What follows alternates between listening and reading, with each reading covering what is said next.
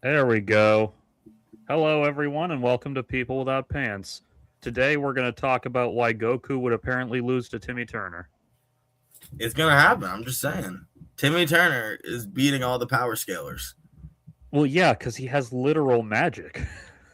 Yeah, but like if I can include fucking magic havers when it comes to comic books, and people will just be like, "Yeah, but Scarlet Witch. Yeah, but Scarlet Witch." I can say Timmy Turner. Yeah, well, that's the problem with magic as a general concept is you can literally do anything with it unless you write it really carefully. Well, I mean, it feels like the older you go, the more it's like just technology with other steps we don't even know. Yeah, because like Zatanna, or like if we're talking DC Comics, like Zatanna can literally do anything. I yeah, I, can she? I mean, I know there's probably like some rules to how it works, but like in general, Doesn't she it's need John Constantine's help sometimes? well, that's the thing is like logically, why would she can't her spells do anything? But I guess no. Well, because like a bunch of people have them. Yeah. What she needs John Constantine for is for his dick. I mean, John Constantine is probably laying pipe. Yeah. Oh no, I mean clearly he is based on how many people he's laid pipe with. So. Give me 1 second. I will be right back. Gotta do Mother's Day related things. Oh yeah. You, Yeah. you Happy Dia de los Mamos. That's what I call it. exactly as we do, as we do. Now I already said Happy Mother's Day to my mom, so I don't need to say it again right now. But it is not impossible that she shows up as a special guest. I don't know for sure that will happen. I don't know for sure that she even wants to, but it's not impossible. I don't know. It's up to her. I can send her a join link. I can have her physically walk in here, but I don't know if she wants to. So that's up to her. We have our freedoms in this country, at least for now. At least till the Republicans have a say in it. While Nick says Happy Mother's Day to his mama, I am going to open up some new tabs, I think. Hang on, is this actually working? Yep, looks like it. Okay.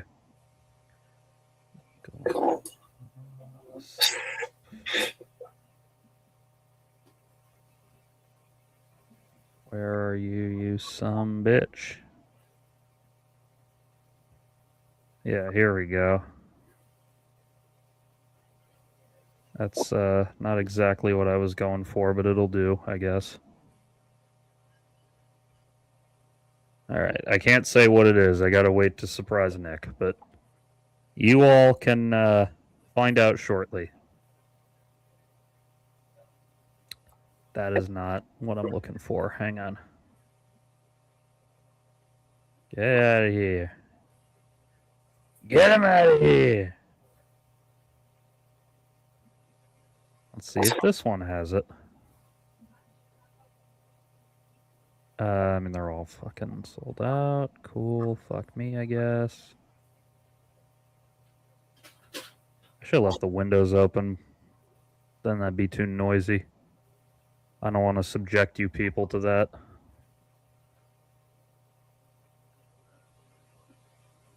Oh, hello.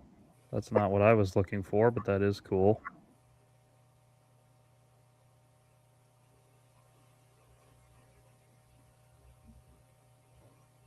Okay. People are going to be weird about that one, but that's all right. Yeah, I can't imagine. Here, I'll put it on screen for you.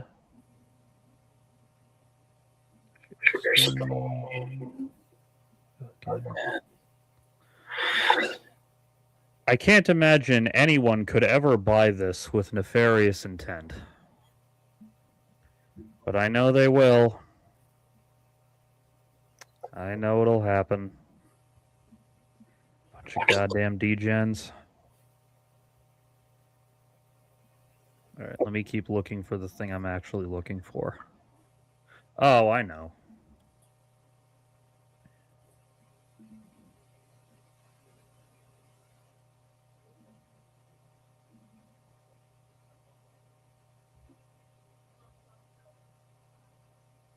Yeah, this'll do. All right.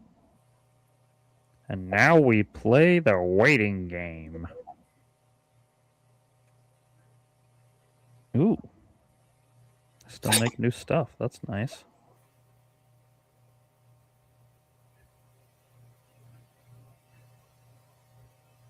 Anyway, how you ungrateful degenerates doing tonight? Do you have a happy Mother's Day? Did you tell your mother that you love her? Because if you didn't, you should. Unless she's a bitch or something, in which case that's a whole separate issue. But if you have a mother who didn't suck shit, tell her you love her today. She's earned it.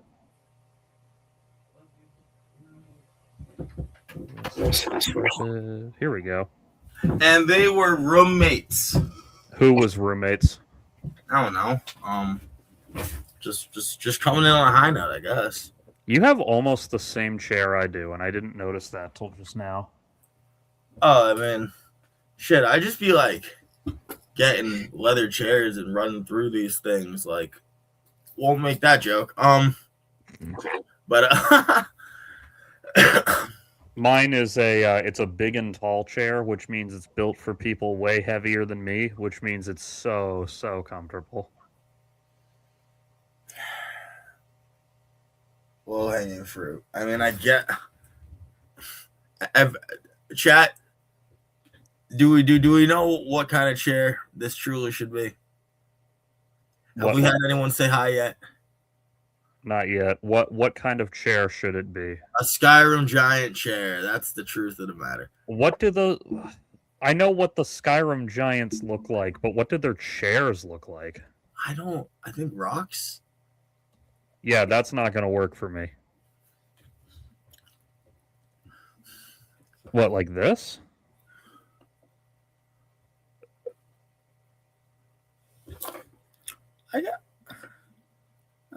That's just a big ass thing that we would assume is a chair for a giant. Remind me what these fuckers look like. This is what I look like to you? That's what your body type reminds me of. My arms are pretty long. They don't go all the way down to my knees like this guy. I know they don't go that long, but like you have the build of a white basketball player. Now, what does go all the way down to my knees is my cock. I was gonna see if you were gonna let like the joke hang, but you insisted on just running it through. I was figured, hey, you know, I always ram things through. Yeah, but I always let things hang. Mine doesn't do a ton of hanging. It does a ton of standing, let's say. Jesus Christ, you ain't you'll never do something where you're just like it'll be hard if you're walking along just cock just fully out. Well, it's not out, it's jammed down, fucking tied into place so it doesn't cause problems. Jesus Christ, you got fucking just like constantly fucking your waistband of your jeans or something. Well, no, I grab like a belt and I like tie it down under the pant leg. Nice. Speaking of things that make my pee-pee hard, while I was looking for something that I actually wanted to talk about, I found this. And I'm sure that nobody ever buys this statue with intentions. I mean, it's alright. Yeah, I mean, the Asians have had us on this front for a while. They really have. I don't know why people beat off to statues when they could just beat off to actual porn, but, you know, they do it.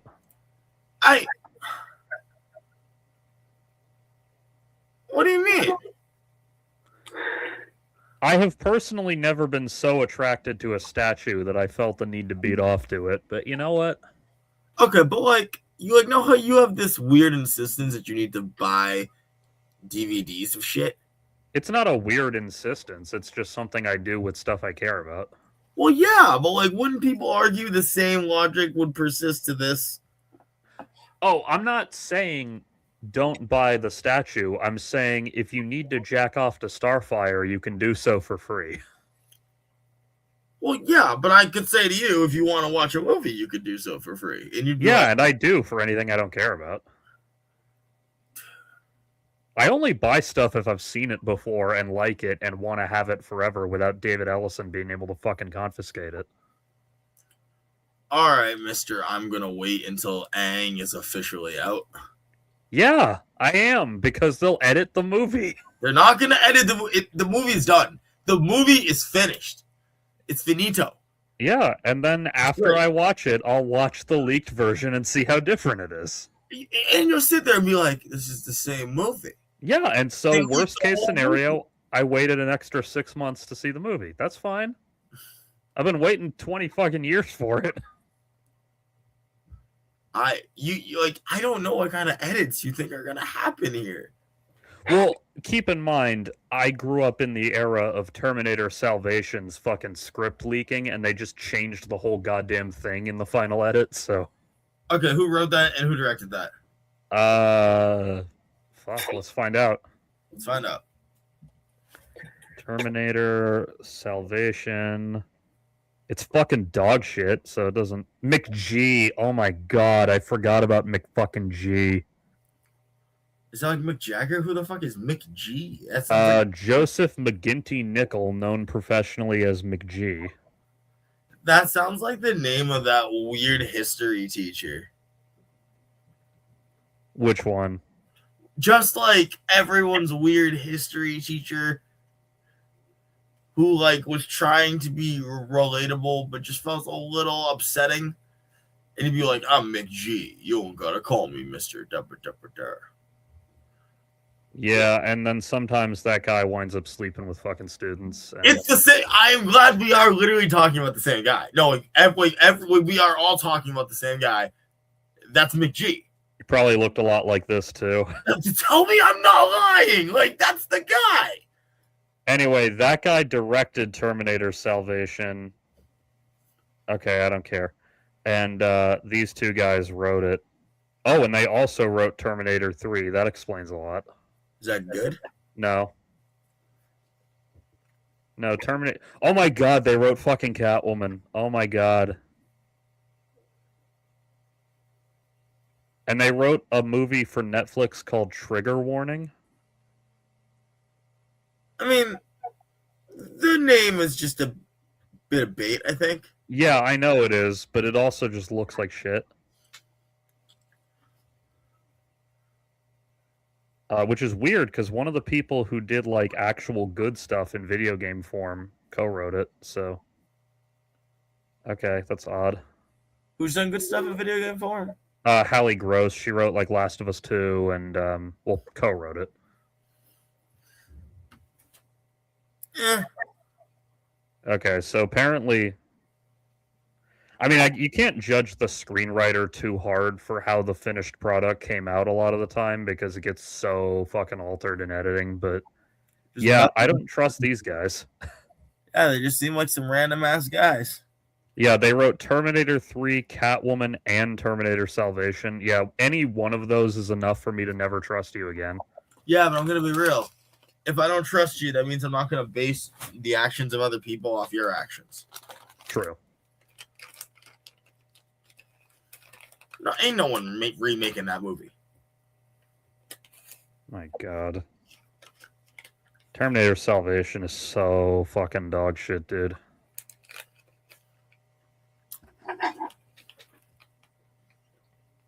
I'm just reminding myself what the plot is because I haven't seen it in so long. There's only like 2 fucking AI stories anyway. Well, it's not even just that. I don't even need it to be radically different from the other Terminator movies. I just need it to be good, and it isn't.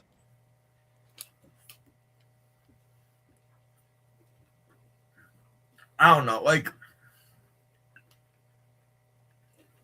I know that there's only like so many stories. What is it, fucking 12 or something? Yeah, they say that. But like, I'm not looking for a dude to try to come up with number 13. It does happen occasionally though. But At least come up with a fucking new interpretation. Come up with something.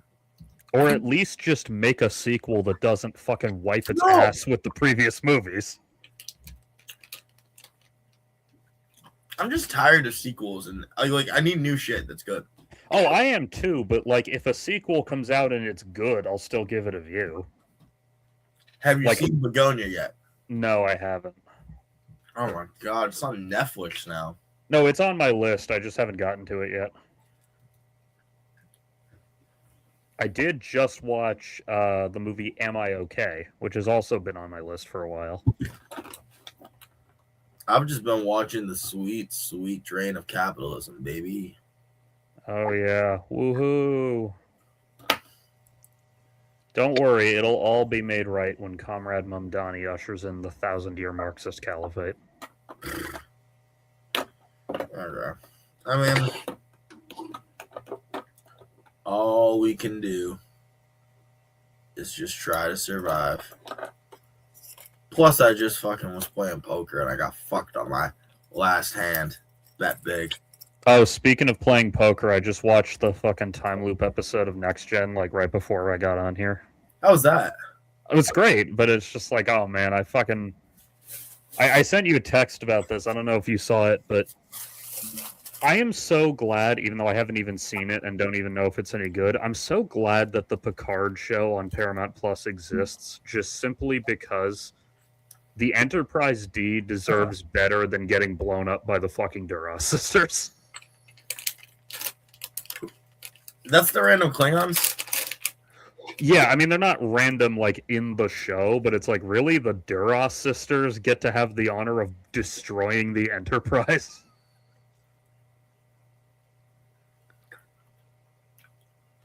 I forgot. How does Picard change this? He doesn't. No, like, are you saying that the show does something? Oh, no, I was just thinking about it, because I was thinking about how much I love the Enterprise D, and I'm remembering that until the Picard show, its canonical end was it getting fucking crashed in Star Trek Generations. And I'm just like, that's such a lame ending for probably my favorite ship in Star Trek.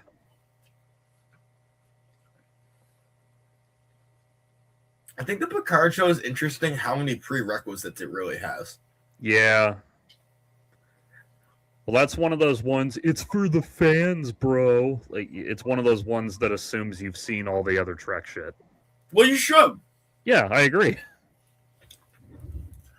Listen, it's not gatekeeping to say that we can have things that require knowledge and experience. Yeah, it's not a slight to you that you have to watch Spider-Man to understand Spider-Man 2.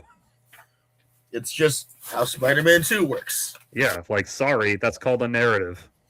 You have to actually fucking watch it. You can't be on your goddamn phone. Why not? Because too fucking bad. I don't care. You're supposed to actually be engaging with a narrative. You don't let a fucking movie wash over you to kill time. You watch it in order to engage with it critically and artistically. I don't want to autistically engage with a movie. Then fucking go watch Cocomelon. I don't want to watch Cocomelon. I don't either. I'm so fucking glad I don't have kids, man. You do realize you can just not have them watch Cocomelon. Oh, I know. I'm just saying, like, the fact that, because even if they don't watch it, their friends would, and they'd be like, oh, you should check this out. And, like, I'd have to do what my mom did, where she pretended we didn't have the channel that had VeggieTales, so that I would never watch VeggieTales. Watching VeggieTales did not make me that bad a person. No, it didn't, and my mom didn't know anything about it other than the fact that it was religious, and that was all she needed to know. Broccoli, celery, gotta be VeggieTales. Well, that's because I told her, like, it's not always religious, and I know that because I would go to my friends' houses as a kid who were not in religious families, and they'd watch it. So it's not like fucking Bible Man, where, like, only evangelicals consume this. VeggieTales is just a weird thing that exists on its own. Like, by the way, speaking of that concept, have you played High on Life 2 yet? I have not. I'm hoping So- to get something in that, something that can play it soon. So within the game, you can find various arcade cabinets and like actually play the games on them. Okay. And they're all like really old niche shit that no one's ever heard of, and or recent stuff that's an intentional throwback. But one of the niche ones that they paid the rights to include all of in the game was Bible Adventures 3D for the Nintendo.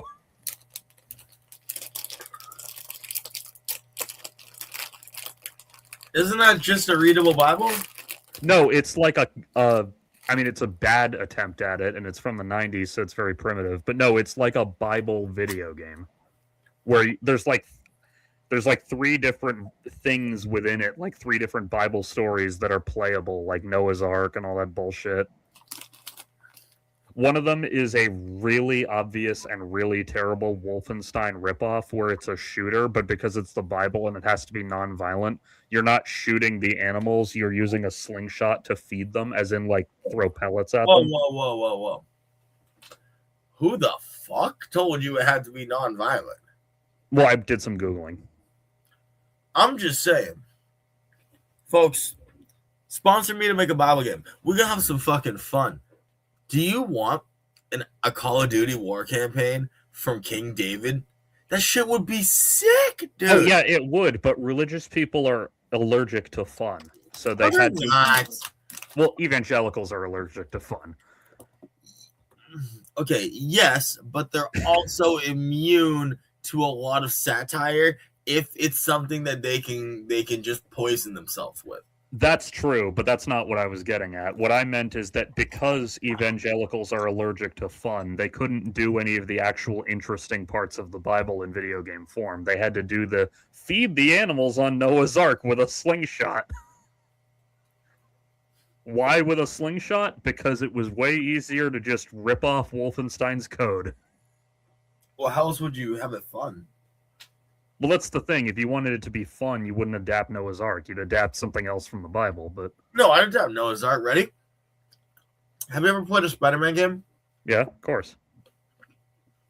Quick time events. To, like, have this dude, he's, like, running through town. He's got to fucking, like, parkour over fucking gates and shit. Because, like, the rain's starting to come. Hit triangle to roll. That would be good with a modern game. Now, this is from the 90s, so it's, like, primitive for the 90s tech, because these games are always low tech. Okay, let's reskin Pitfall. Bro, I am coming at this. That would be good. Anything would be better than the actual Bible Adventures 3D. Like, it's fucking dog shit. I played a little bit of it in the game just to see how dog shit it is. Shut up, Pitfall. God, yeah, that's that. Okay. Did they have any other good ones? What did they have? Because they had like 6 of them across the game, I think. Ion Life 2, arcade cabinets. Oh yeah, also I got a glitch that's preventing me from getting the last fucking trophy, and that pissed me the fuck off. Rippers. Yeah. This game would have been really great if they actually released it finished. Oh yeah, here it is. I totally didn't pirate the first one. Yeah, so the 6 games were Gourmet Warriors, Donkey Trek, B.O.B., Bible Adventures, Radical Rex, and Super 3D Noah's Ark.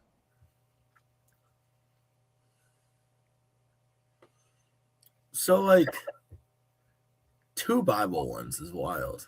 Well, it's probably just because they were looking for something they could pay almost nothing for, and... Fair enough. They also do the whole you can watch entire movies within the game thing, like the first one, and this time, one of the movies is one I've actually seen. Manborg. Manborg. And they do the thing, again, where you can go to the movie theater and listen to the 3 aliens played by the Red Letter Media guys. I was really hoping those 3 shits were just going to keep, like, just going back and forth.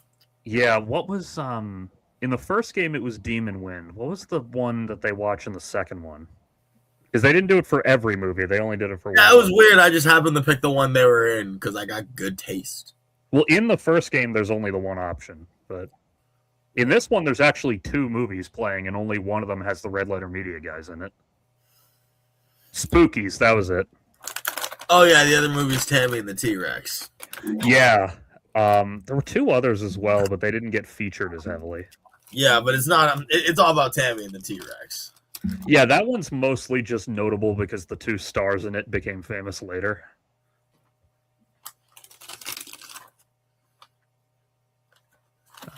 Where is... Oh, yeah, so the actual reason that I opened up that Starfire thing was because I have a new obsession, which is the Eagle Moss Star Trek diecast collection. Look at that, man. Look how fucking gorgeous these are. Speaking of cast and dies, what's your D&D class? I have never played D&D in my fucking life. All right. We put you in a fantasy world. How do you want to hurt people? Swords, I guess. Swords and bows and shit. Swords and bows and shit? Yeah, just I don't want to get into fucking magic. Magic irritates me. Do they see you coming? They can. They don't have to. Sometimes they do. Sometimes they don't. Yeah, let's say. So like you aren't going full ninja. I mean, I could, but...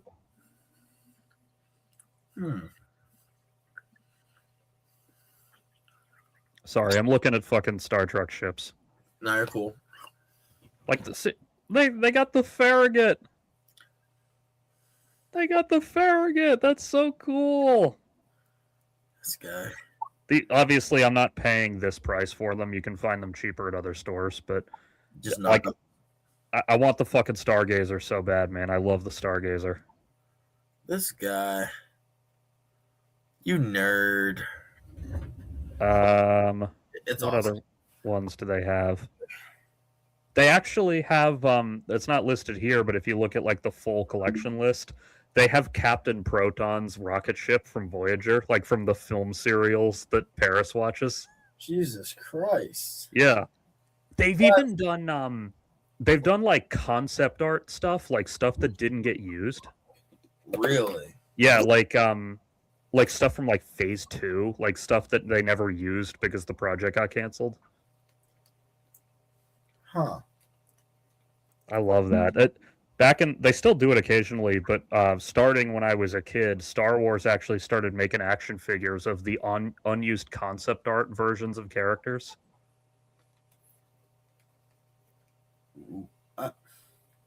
I don't know if I love or hate this. Well, why would you hate it? Just use the fucking character. Well, they do that too, but like, hey, 30th anniversary of Star Wars, we need to make more money. Let's make something we've never made before. Then it just feels like they want my money. They're making toys for children. Of course they want your money. I'm not Fry. Yeah, see, here we go. Go away. Fuck off. I don't want to deal with your cookies right now. Now, they've probably made more since, because I don't recognize all these, but I had like 1 or 2 of these as a kid. Yeah, see, they got like the lightsaber shield combo wielding stormtrooper, because in the early days of the concept, lightsabers weren't just the Jedi weapon.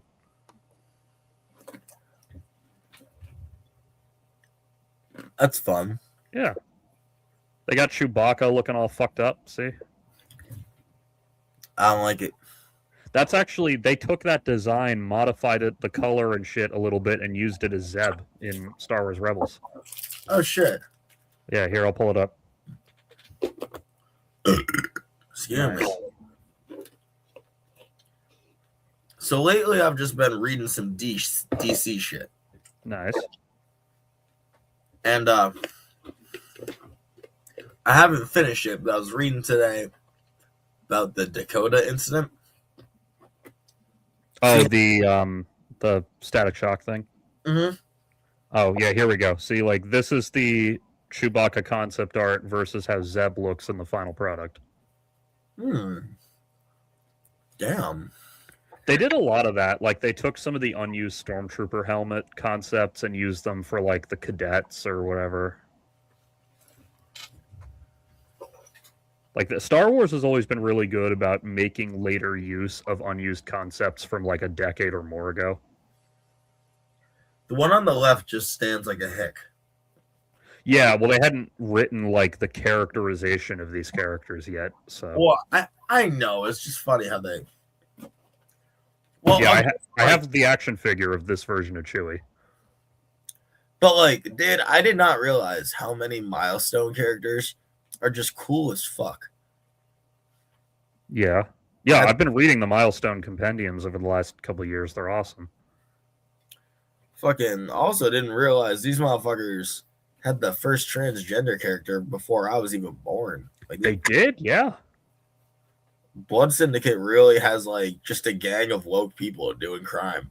They had a few, in fact. They You have a gay black Hispanic dude who looks white most of the time. You have a transgender dude who you don't even realize until later, but you should have really picked up on it if you think about the context. You Yeah. have what is essentially someone suffering from a chronic illness. You have like you got a crack addict. You've got like Blood Syndicate low key is just a bunch of woke people doing crime. It's funny as fuck. you've got the guy who calls himself Holocaust. Well, I mean, that's fine. No, I know. I'm not. And he's kind of a villain, so it's whatever. But you know, that guy got adapted into Young Justice I'm loosely, not but he's in surprised. there. Like, I also didn't realize Icon was like Superman level strong. In the membership meeting episode of Young Justice, when Superman suggests Icon as a new Justice Leaguer, I think Green Arrow somewhat jokingly goes, you just like him because you thought he was Kryptonian." That's I remember this joke, but like, Icon's fucking wild because he's like, oh yeah, no, I'm an alien who came to Earth in 1836, and I took a black guy's form. It didn't work out well, so guess what I did? I just kept being a black guy. Now Well, to be fair, he doesn't have a say in what form he took. but I just really think it's amusing how he like embraces it. Well, so how far into Icon have you read? Not super far at all. Okay. This isn't really a spoiler because when they explain the science of his arrival on Earth, one of the things they explain is that he didn't select that form. The ship scanned the first life form it found and changed his form to match that. And the first life form it found was a black woman working on the plantation. I just find it really amusing that he's just like, well, guess I'm a black guy now. I also think it's really fucking funny that he became a Republican. Yeah, no, like his entire character cracks me up because it's like there's so many levels of what the fuck, and Dude, then like Dwayne McDuffie, when he was writing that series, at one point found out that Clarence Thomas was a big fan of Icon, and McDuffie had a full-on like writer's block existential crisis over that fact because he was like, as you could probably tell from his writing, he was really militantly left-wing, and he had a particular fucking hatred for Clarence Thomas. You should low-key hate Icon if you think about it. Well, he used to call him Uncle Thomas, which is not something I can say, but I can say it in the context of a quote. Oh, as far as Clarence Thomas? Yeah. Well, yeah, I mean, just appealing to the majority to get a seat at the table isn't akin to doing right by your people. But yeah, like McDuffie had like a crisis about it because every time he sat down to write Icon, he just pictured whatever he was writing being spoken by Clarence Thomas, and he had writer's block for like a month over it. Fucking great! Oh my god. Yeah, that's the thing about Icon. When the further along you read, is that he not stops, but he becomes less right wing as he realizes what an asshole it makes him. No, so like I get that. It's just okay. It's one of those. If I'm gonna be meta for a second here, folks, if you should be pissed at Icon and you should be pissed at Wakanda, low key, you should kind of hate both of them. Yeah, Wakanda is a little morally dubious at times, isn't Well, it? no, both of them are morally dubious just because, like, okay, folks, I really have to explain this, but like, in both my world and the comic world, which is like mostly based on mine, except when they change shit, slavery happened. Neither Wakanda nor Icon, with their vast amounts of power, did shit to stop it. You should feel a certain way about that. I'm just saying. I am just fucking saying. At least in Wakanda's case, you could potentially imagine a world in which they didn't know about slavery because it was on the other side of the earth. It's kind of bullshit, but you can kind of imagine it. No, I can't, because their technology. Well, yeah, but their technology is always more advanced, but how much more advanced, depending on the era, is up to the writer's interpretation. So, like a writer could show a flashback revealing that Wakanda was way more advanced, but not advanced enough to know about things happening on the other side of the earth. If you are advanced enough to hide your fucking visibility. To be fair, I think they only started doing that in like the last century when satellites became a thing. Okay. Maybe. See, that's the thing. I don't know, because why would they have to hide their nation in an era before like satellites and shit?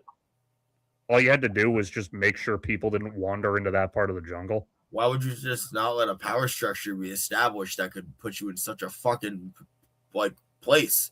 Well, yeah, and that's kind of how T'Challa feels, and that's why at the end of the movie he's like, maybe we were wrong about the whole fucking isolationist ethno-state thing.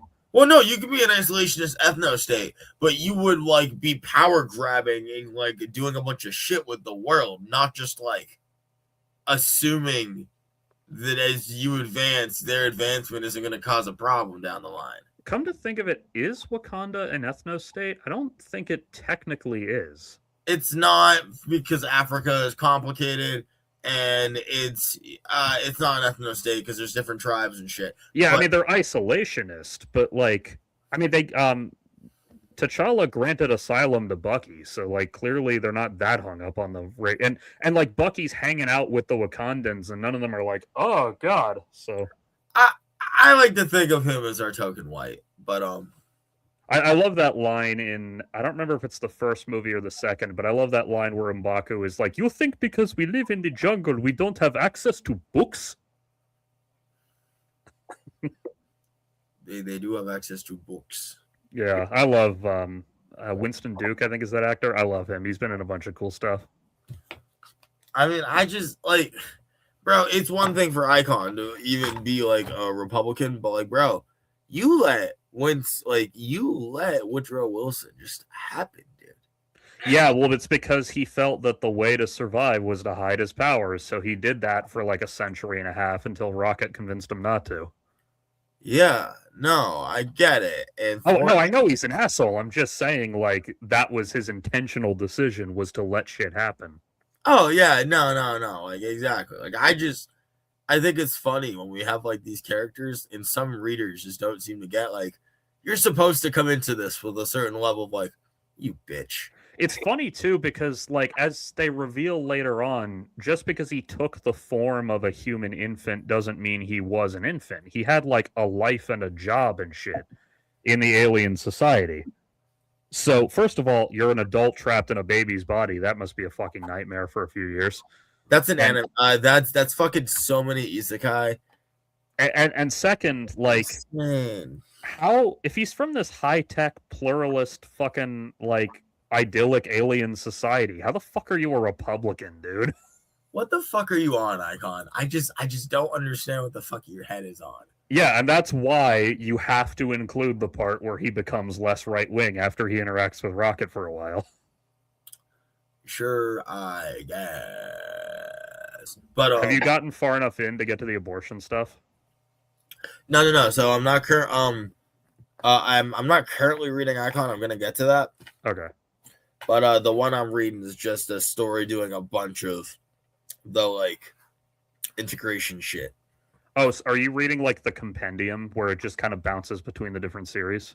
What I'm reading is called the Dakota Incident, or history of the Dakota. Oh, okay. Yeah, Or so new it's history? collecting like various issues. Is it? Well, Ever- yeah, because the Dakota stuff just includes everything Milestone, not just like Blood Syndicate and Static. Yeah, no. I like no. It's like got all of them, like integrating with DC. I think it's like their way of trying to like Yeah. segue shit together. Yeah, they did eventually integrate the Milestone universe into DC. Yeah, it's like new as fuck from what I was reading. Yeah. Well, in those original 90s comics, they were explicitly their own world to the point that Yeah, mainstream yeah, DC shit is like exists in universe. yeah. Exactly. This is like how Dakota, the city, interacts with President Luther's um administration, and it's like it's mad fucking funny because you got Secretary Jefferson Pierce and Static's just like, dude. What's funny, so sometime in the 90s, like it took a couple years, but they eventually did a big crossover event with mainstream DC. Fucking Soup and Batman and Wonder Woman showed up for 10 seconds. Oh no, in the one I'm talking about, they like show up for real and everything. Mostly Yeah, no, they did show up, but then they're pretty much just like, yeah, y'all are just about to get fucked by the government, and we ain't about to do much. No, this is not that. This is a whole like multi-dimensional crossover crisis type event. Oh, But gotcha. first of all, it's funny because it's a time capsule of DC's current status quo in the comics. Like it takes place right after the death and return of Superman, so he's still got like the long hair and shit. Oh, fine. And like Luthor is in like the cloned body because his old one died of cancer or whatever. Like all the stuff that was going on in the 90s. But when Superman shows up in Dakota, they know Superman as the fictional character from the comic books and cartoons. So when Superman shows up and confronts the Blood Syndicate, one of them jokes like, "What's Clark Kent doing here?" Because they see what they think is a guy in a Superman costume. And then Clark's internal monologue is like, "What the fuck? How do they know my name?" That's fucking hilarious. Like, oh, this is very serious. They know my secret identity. There's even a bit that they had like 90s Superboy in this, and there's a bit where Static and Superboy are like teaming up to fight a bad guy, and Static kind of says like, "Oh yeah, this is like when you dealt with whatever it was, something that Superboy had dealt with, something like semi-personal." And Superboy's kind of like, "How do you know about that?" And Static is like, I read your comic, dude." I fucking love Virgil so much. Yeah, I love him more in the cartoon than I do in the comic, but well, I think this new thing is really trying to like bring it all to where we need to be. yeah, it's streamlining it a little bit. Yeah. Cause like right now, actually, yeah, no, you're right. It's definitely different stories what I'm reading. Cause right now, I'm reading a fucking something from the perspective of Static's nephew. Okay. I forget. Yeah, so they're retelling the same stories, slightly modified to fit into continuity, probably. I think it's more like they're like telling the story of the Dakota verse inside of the DC verse, and then like making it come to this like joint merge thing where everything in like the present / future will be like the same. Yeah, that makes sense. Because like we need to have like Static Shock fighting cooler villains. We need that, but we can't have that unless we have a reason for him to not be in the city of exclusively superheroes fighting superpowered teams in a place that's kind of weird comparative to everywhere else. So let me ask you this: are the Blood Syndicate stories you're reading like very much period pieces, or no? So I just started, but it doesn't seem like it. It's like a new thing. Yeah, because like not that this new thing is bad or anything, but like you can see him back there. The compendium I'm reading is like the original unaltered ones from the 90s, and because they're 93, I want to say, because I was looking into it earlier. Yeah, that's about right. Because they like they're very politically themed, which means that they are very much like products of their time. I'm definitely gonna read those.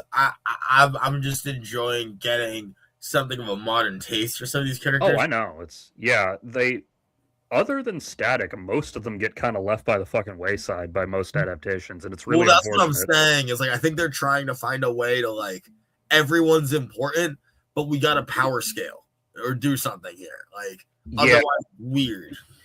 yeah, it was a big deal when Young Justice adapted like several of Milestone's big characters because For example, no other version had really done that except for the Static Shock cartoon. like so like I'm watching a really funny fight happen, and like I haven't even completely finished watching this fight. I've only seen like a few scenes of it because you know how comics be with the jumping. But Suicide Squad versus Blood Syndicate. Oh, nice. I need to point out one. I didn't realize how much of a bitch Deadshot is when you put him next to Tech Nine, who just goes infinite magic guns. Yeah, And by infinite magic guns, I mean like you're over there. I could be like right here in my house, burp, and then it'll take like solid 10 minutes, and you're gonna get shot in the fucking face. yeah. That's kind of like how the Saint of Killers works in Preacher, where like his guns literally do whatever he needs them to do. He's just he has talismanic telekinesis, broken, Yeah. infinite magic gunman. So Broken. does the thing you're reading, does that include Flashback being addicted to crack? Not there yet, but Okay. I'm expecting to do this. Yeah, because well, that's part of why I say it's very '90s is the fact that it's crack and not like fentanyl or whatever. Well, no, you can't be addicted to fentanyl, my dude. You'll just die. Well, yeah. I mean, with her powers, maybe not, but No, you would be like addicted to fucking opiates if we were playing. yeah, that's what I mean. But like, yeah, so Flashback, something they kind of get into in the original comics is that in part because of her powers are getting to rewind time, you know? Yeah. So she's had to watch her friends get like horrifically fucking killed in a million different ways that they don't remember because she could flash back and undo it. She's essentially Klaus from the Umbrella Academy. Yeah, but she has that fucking traumatic memory of her best friend getting fucking his stomach cut open and his intestines ripped out. So in part because of her PTSD from all the shit she's witnessed, she's addicted to crack and she's hiding it from the rest of them. I sometimes think about if I were Booster Gold, I would just like have so many mental issues. Well, he probably does. That's why he acts the way he does. I was like, remember me, you bitch. Yeah. I'm Booster motherfucking Gold. Or Like, for a more comedic version, the whole thing with Kenny from South Park. I mean, you find Where that like he keeps dying in violent ways his friends don't remember because their memories get wiped of it and his doesn't. Well, I mean, okay, that depends how much you want to consider what is canon on that one.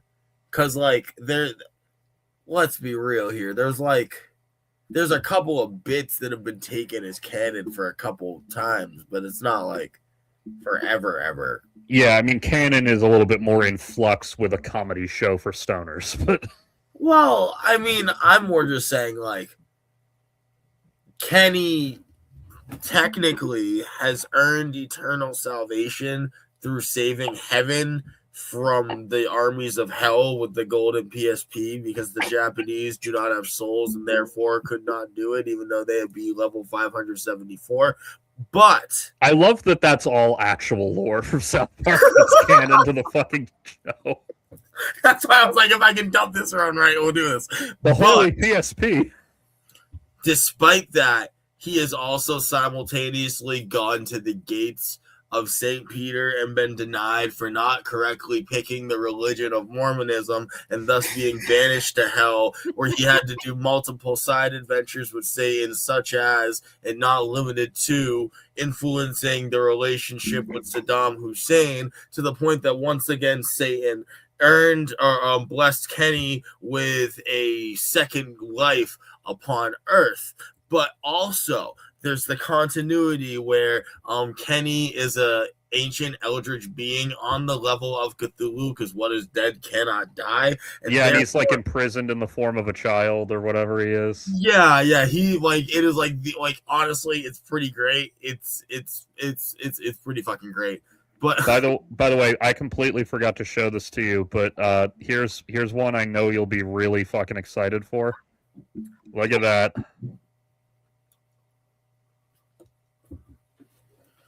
It's beautiful. Now that's the XL version, which is why it's so expensive. So I probably wouldn't buy that one. I'd probably buy the regular size one, but beautiful. Yeah. I will get to it by the end of this month. I'm only like 20 episodes of TNG left. Listen, I'm excited for you. I just gotta do capitalism shit every day, so it goes by so slow. Yeah, I know. Excuse me. Good one, Morty. These burritos really just be getting me. Yeah, I really love Milestone's shit. Have you read any of Hardware? I haven't, and I'm confused about what his deal is. Can you explain him a little bit for like a basic? So Hardware, Curtis Metcalf. So he's like a genius. He has been his whole life, but he grew up in like the fucking projects and didn't have many opportunities. But like, is he just not building a robot in his fucking garage? Like, yes and no. Because like I'm so confused with him. Because he seems to have so much power and no power and make a bunch of like big mistakes that are pretty much just him being a bitch. But then like everyone hypes him up. Kinda, yeah. So he grows up a genius kid in the projects. And when he's like maybe 12, 10, I don't know, so like a young kid, he does like a science fair thing that attracts the attention of Edwin Alva, who you probably know from the Static Shock cartoon. Yeah, Edwin Alva's a bitch ass dude. Yeah, but he doesn't know that. And Edwin Alva sees something in this kid, and he's like, I want to be your mentor. So he's his mentor his whole like adolescence, pays for him to go to the fanciest college in the world. Everyone insert all the racist undertones. Oh yeah, no, that's very intentional. Oh no, I know. Like I'm just making sure that as you're saying that, I'm saying my part. Like, yeah, that totally sounds like what I think it is. Yeah, the subtext is very clear. So, mentors him as a child, pays for him to go to college, hires him upon his graduation, makes fortunes upon fortunes off of shit that Curtis invented. Y'all ever read about like the smart slaves? Yeah. It's so weird because it doesn't get like a lot of play when it comes to like recreations or like the graphic tellings of slave stories, for the sole reason that it is way too reminiscent of modern times. And I think it makes a lot of people uncomfortable when you see Jimmy having to go down to the fucking hardware store and making way too much money for the dude above him, only to never have any of it affect his situation. And then you're like, this is very bad. And then everyone's just like, how am I paid again? Yeah. So Curtis, he does this. He's like in his early 30s, let's say. So he's been doing this a while, and eventually decides, like, I think it's fair that I get a chunk of the profits from my inventions. And then Alva was like, let's not. Yeah, Alva's like, no, fuck you. And so Curtis is pissed. He's like, fucking asshole. So he starts digging into the accounts, like, oh, maybe I can find him cheating on his taxes, and I can remind him that I know about that, and he'll reconsider. To be clear, it's crazy that he still has not done a single thing for himself. What do you mean? I mean, like, okay. I'm just gonna come out and say it here. Using all the racist undertones that exist here and the subtext, Curtis Metcalf is the type of black man who feels that the only power, respect, or good things that he can get are those that he'll gain through asking and being given it instead of just taking it in the first place or creating it. And it's a little, yeah.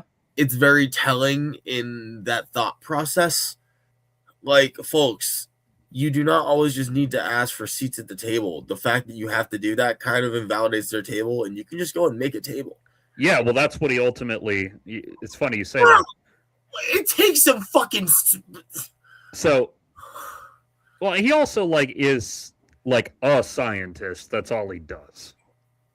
Oh, okay, bro. But then, like, give me a Tony Stark suit in a cave 10 years ago. Well, that's kind of yeah. So anyway, he starts digging into Alva's accounts because he thinks maybe he can find him cheating on his taxes or whatever. And instead, he realizes that Alva is in bed with like all the fucking high tech drug dealer, weapons, whatever, all the illegal shit going on in the city. So, like, I do know this part. So, like, I'm assuming we're just telling this story as a fun thing at this point. Operation Big Bang, that was no fucking mistake. Well, it was and it wasn't. Wow! It wasn't a freak accident. It was a corporate fuck up that accidentally leaked a chemical they intended to use later. So maybe they're changing the continuity because the way they're playing it now is fucking Alva did it as a purposeful, like, he had gotten in bed with the Superman project. Yeah, I mean, I haven't read the whole fucking series, so maybe that gets revealed later on, but... Okay, yeah, because they have it now, like, as, like, he pretty much did this as, like, a play, so Dakota, by ratio, has the most heroes. Yeah, that must have been invented later, because... That's what I'm saying, because, like, it feels like an integration tactic that, like, it's subtle, but it works. Honestly, the Big Bang incident barely factors into Hardware series at all. Because he doesn't have powers. Okay, yeah, no, so it's like a new integration thing, true. Yeah, so he finds out Alva's in bed with all these fucking evil people. And so he's like, all right, I'm going to get my fucking revenge. I'm going to take down all his operations. So he builds himself the Hardware suit. But then after being Hardware for like a little bit, he decides that he can do more than just take down Alva's shit. So then he becomes more of like a genuine superhero. But like his initial push is just hitting Alva's warehouses, and then like he kind of gets convinced that he can do more good. So like, I'm gonna be real here. Hardware is just a really fancy version of the Killdozer, and I'm kind of on the Killdozer a little more. Yes, except instead of just getting like the tagline that opens the crawl at the beginning of every issue is first it was about vengeance, now it's about justice. So okay, but can you imagine if the Killdozer successfully knocked down like that one city building? Yeah, he felt had wronged him, and then at that point was like, all right, folks, I'm now going for the criminals of America, and he's just aiming his Killdozer at the fucking cartel. Yeah, one thing that is notable is that Hardware, after the first like couple issues, is convinced to stop killing people willy-nilly. Well, thank God he stopped doing it after a while. Well, by people, I mean enemies. Like he... Yeah, the guy's probably got like 100 bodies, though. Not that many, because he pretty early on, like, because he adopts being a superhero, like, pretty early on. So it was really just, like... And he wasn't a psycho killer. It's just that in his first few confrontations, if he has to stab that guy to take him down, he's going to do it. And then later on, he's like, yeah, I should stop leaving bodies. It would make things go over easier for me. So he switches to more like non-lethal weaponry. I don't know, man. Once you're stabbing people and like you were the Hardware genius and you didn't just shoot them, I'm going to assume that it's like a personal thing. Well, I mean, I use stab kind of a bit rhetorically. Because he wasn't like taking pleasure in their deaths. It's just that if they're running at him with guns, he's going to whip out the fucking gat. But then he kind of realizes, like, oh, I could design some non-lethal ammo. So he starts doing that kind of shit. Pshaw. Yeah, I mean, he's not like Batman where he just never kills his enemies no matter what, but he stops using lethal force as his first resort. What would Danny Phantom do? Danny Phantom wasn't allowed to kill his enemies because it was Nickelodeon, so he'd probably throw them in the ghost zone or whatever. Danny Phantom's enemies were mostly dead. That is true. Like I feel like Danny Phantom was allowed to kill his enemies because I saw Danny Phantom die every time that show started. To be actually very blunt, Kinda, yeah. I saw Danny Phantom die as the premise of that show in the theme song, as I as as that one guy rapped about it. It was I like, "Yo, actually just 14." so you remember how there were like jokes about how he's bad at math throughout the whole show? Sure. That was a running joke, like, oh man, if only I could do this well in math class type of thing. I remember as like a 9-year-old talking about that with my friends, and I joked, maybe he's so bad at math because he gets knocked unconscious via blow to the head every like 3 episodes. And then my friends are like, oh man, you might be right. I thought it was just because Danny Phantom never gets to go to class. That's probably the intention, but yeah, they use the knock him out by hitting him over the head with something trick like really, really often in that show, like even more often than most fiction does. Yeah, but you would assume every time he goes ghost that his body regenerates. Did they ever say that? Well, what the fuck happens when you go ghost? It's been a long time since I watched Danny Phantom, so I'm not like super keyed in on the lore, but I remember it reasonably well. I mean, I remember Danny Phantom, Vlad, Lunch Lady, Amber. The fucking future Danny from the future, the evil one. I remember him. I remember, as we all should, he got his goth baddie at the end. He did. Tucker is just Skinny Wade. With less... Yeah, Tucker also apparently somehow became mayor as a teenager. I'm happy for him. I am. What kind of hat is he wearing? I could never tell what kind of hat it was supposed to be. Oh, I'm pretty sure he's wearing the fucking Cosby Kid hat. Maybe. Let me see. Oh, we'll look up Fat Albert Gang. Oh, I know the hat you're talking about.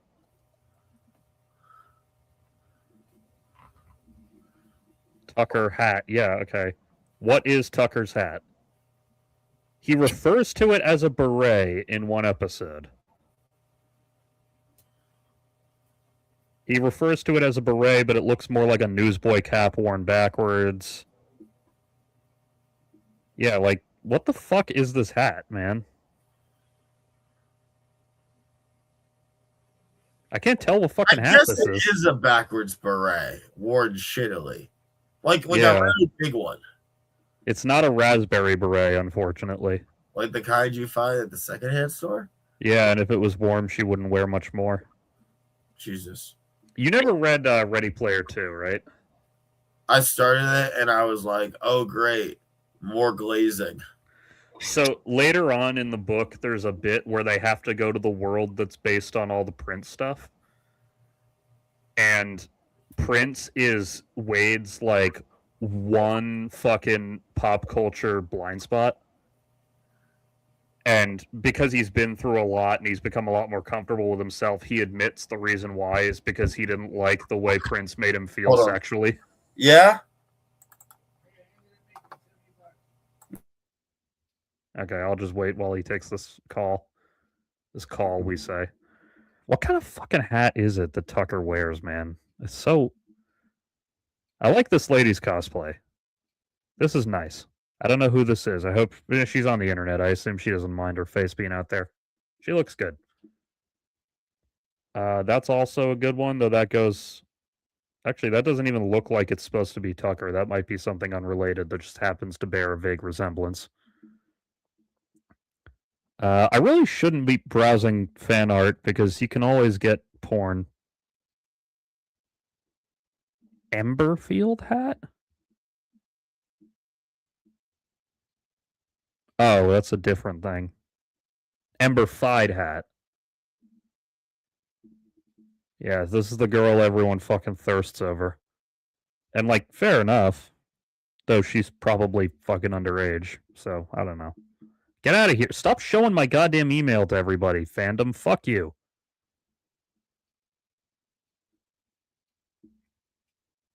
I guess she got fat at some point. I forgot about that.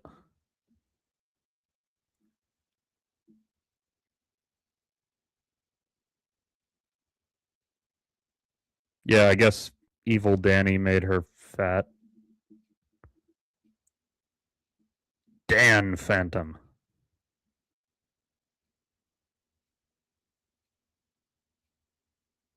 I need to watch this show again. It's good shit.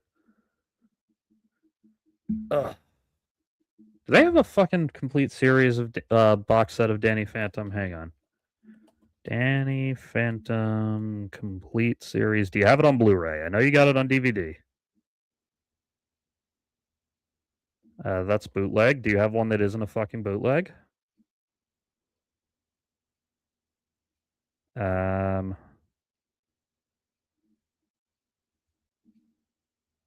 They have a complete. Oh no, they don't have one. Gotta catch 'em all 'cause he's Danny Phantom. They have it on DVD. Okay. Oh, that's not expensive at all. I'll keep that in mind next time I'm looking for something to watch. Hell yeah, Borther. The show really only ran for 3 seasons. Danny Phantom.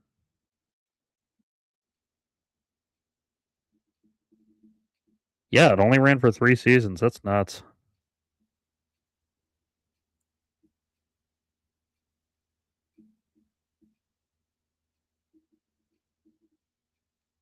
Jack Phantom.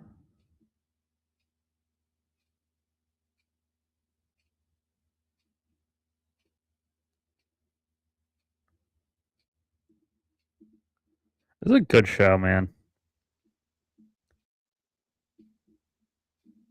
Oh yeah, does anyone remember this game? Nicktoons Unite. I don't know if it's like actually good or if I just had a lot of fun with it as a child, but I liked this game a lot. I played this many times over the years.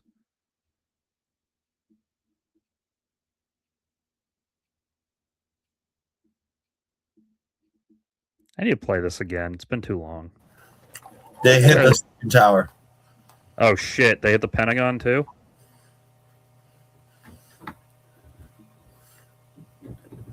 They hit the fucking Pentagon! Oh! Do you remember this game, Nick?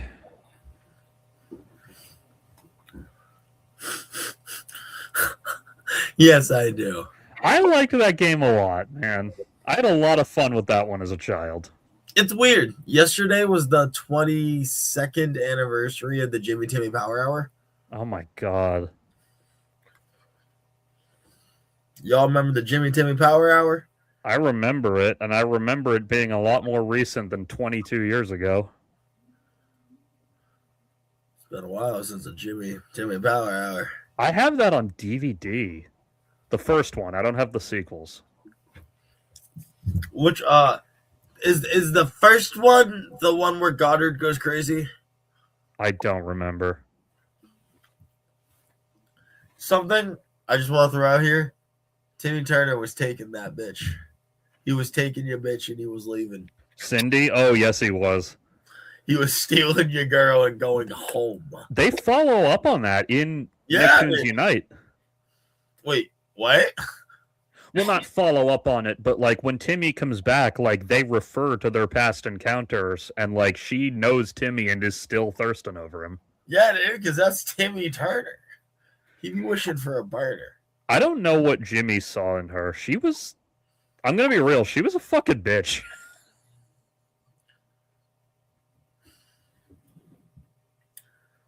Do you not understand that Jimmy just wants to be a sub to someone? Oh, well, first of all, last time I watched the show, I didn't know what subs were. And second, you're correct. It's just, she's a bitch.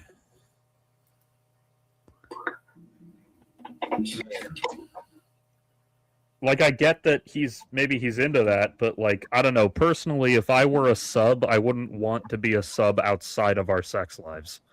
Well, I think it's more like Jimmy has actual power over the universe. That is true. And needs to be like he needs a strong bitch to just put him in his place and call him a little shit. Like,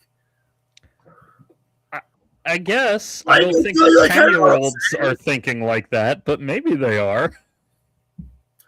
Okay, so we're gonna act like Carl Weezer and Jimmy's mom, or like We're gonna act like that wasn't even there. Well, no, he has a crush on Jimmy's mom, but like, But you remember that time that she was in the jar and Carl got this look on his face, just like, yeah, but I think that's just because, oh, I can look at her all the time now. I don't think 11-year-olds know about the jar. At least I really hope they don't. Dog. I mean, I wasn't that sheltered as a child. I had internet access and shit, but like, I didn't know about the jizz jar. I wish I still didn't know about It it. doesn't have to be a jizz jar. It could just be. Well, what were you implying by him keeping her in a jar and smiling? He could do a lot of weird things with this. Do you remember that post where someone was talking about, like, what if Andy jacked off on his toys and they couldn't clean it because then he'd know, and everyone was like, hey, man, what the fuck is wrong with you? I mean, they wouldn't know. I heard, of course, there's the, I'm sure you've heard this joke. There was one about, like, what's Andy doing over there? I can't tell. He's rolling dice in his lap? Yeah, he's still rolling dice. He's still going. I mean, yeah, but then there's all the ones about Andy's mom's toys having the same name. Yeah. There's the Robot Chicken skit about Andy bringing his girlfriend home from college and turning Buzz Lightyear into a bong. And Bong Lightyear does kind of rip. you've seen that one. Haha. You've seen that one, right? A long time ago. Yeah. Doing that to Buzz accidentally lobotomizes him, so it ends with Woody fucking mercy killing him with a pillow, like the end of One Flew Over the Cuckoo's Nest. Like, it's so fucked up. Wait, did you just spoil One Flew Over the Cuckoo's Nest? Oh no! I'm sorry, spoilers for the 52-year-old movie. Wow. You know what's funny? When I finally watched that, Nurse Ratched was nowhere near as much of a bitch as I thought she'd be, and that made her more interesting.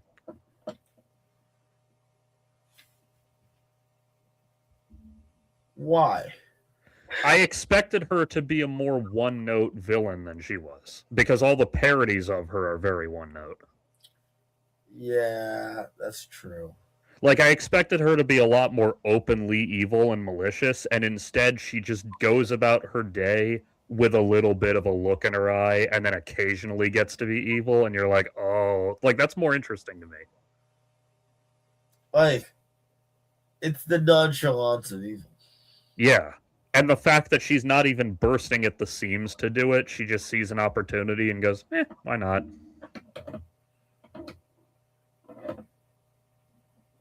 What I mean, that's how I feel about. No, never mind. It's like when you watch a movie where like you have a guy who kills people all the time, it's less disturbing to have a guy who's like a psycho who loves killing than to have a guy who just does it dispassionately without thinking about it. It's the reason Dexter works. Yeah. Though even Dexter feels some degree of compulsion to kill.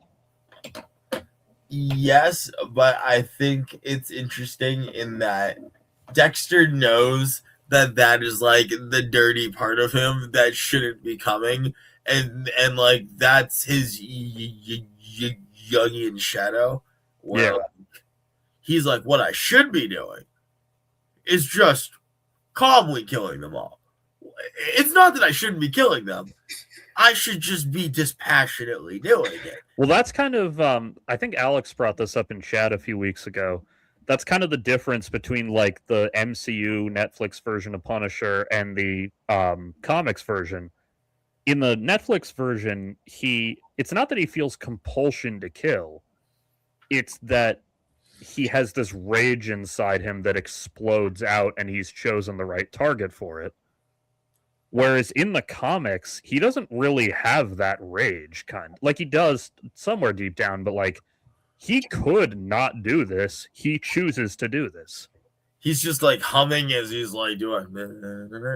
Yeah, whereas like the Netflix Punisher has, to the point that people criticize it, has quit and come back like multiple times. he wishes he wasn't Punisher, but he keeps getting dragged back into it. Whereas, like, the Max version of Punisher, he thrives in this. He loves fucking being the Punisher. As much as he loves anything, which is not Just very much. when I thought I was out, they pulled back. It's funny how everyone like shit talks Godfather 3 and yet constantly quotes that fucking line from it. Because one, Al Pacino making one line sound good does not a good movie make. No, I know it's Godfather 3's dog shit. One, we already always talk about the incest. Two, everything with Joey Zaza's weak as shit. He's a terrible gangster player. He should have been taken care of 10 years ago. No, I know. I'm just saying is absolute fucking dog water. 4, everything with the Pope is so fucking forced. 5, oh, look at that. We pretty much just remade it back to the olive oil, except we made it way more complicated. I'm not defending Godfather 3 too hard. I'm just saying that it's funny that line is so famous everyone forgets it's from the one everyone hates. It's like how most people forget that there were ever Dirty Harry sequels, but they do remember Go Ahead, Make My Day, to the point that they think that must have been in the first movie, but it wasn't. Huh. It was in the 4th one. Why would you write that for the 4th fucking movie?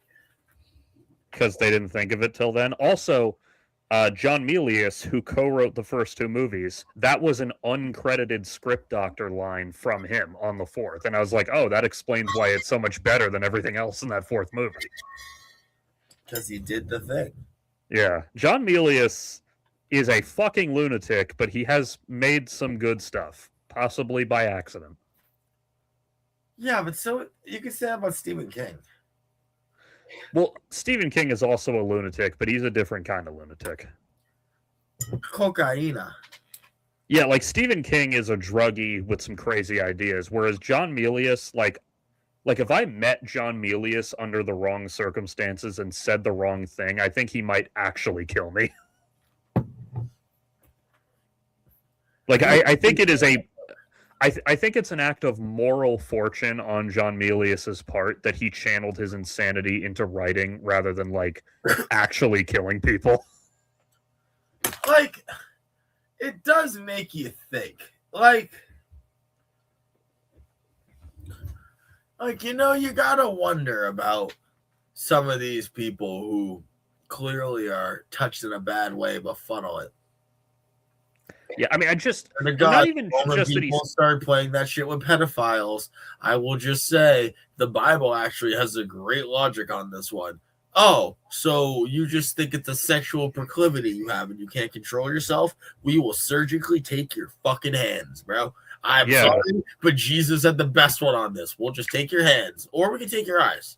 There's a little part of me that feels bad for people who are just born with that proclivity, but it's only a little part of me, and the rest of me is like that they're born with it. I feel like they socially develop it through most of them, tendencies over their lives. Though I'm sure there's like 1 or 2 out there who are just born fucked up, and it's like, yeah, I sympathize, but you can't do what you want to. Sure, I mean, I sympathize, so go live in Alaska. Yeah, exactly. Like, bro, you gotta fucking go to therapy, figure out how, I don't know. You gotta join the military. Shit. Like, there's no children there. Fucking keep your ass on Paris Island. I don't know. Like, you could date short women who are adults, I guess. You could watch fucking little people porn. I don't want to encourage suicide, especially for TOS reasons. But of all the reasons one could do that, that is one of the more defensible ones. Kill yourself. That's a bit much. Just like go on a fucking fishing boat or something. No. I do feel bad for someone who will go through their whole life sexually frustrated, but I'd much prefer that. So, like, monks have never dealt with this. What the? Well, yeah, exactly. Like, you are nothing unique, buddy. You are not become a monk. Internal trauma. Yeah, there are tons of options. I don't got sympathy because there's one thing you can't do. Oh, like I said, there's only a little teeny part of me. Pity, let's say. It's not sympathy, it's pity. Absolutely. I ain't not it. Like, bro, Mr. T would have more pity for the fool than me. Absolutely not. Do you know where he first said that and everyone forgets this? Probably in the wrestling ring. Nope. Rocky 3. That was going to be my second guess. Yeah. The first time he ever said that was as Clubber Lang. He's talking about Rocky. He's like shit talking him in an interview, and he says, "No, I don't hate him. I pity the fool." But that just became a memorable line, and now he still has to fucking say it every day. So, for obvious reasons, I'm not saying where I'm working. But I got this gigantic chain that is like, imagine like a stereotypical biker or like an old like prison chain with like a ball, but instead of a ball, it's just got a giant pendant on it that's got the logo for this particular organization. And you'll beat someone's ass with that fucking thing?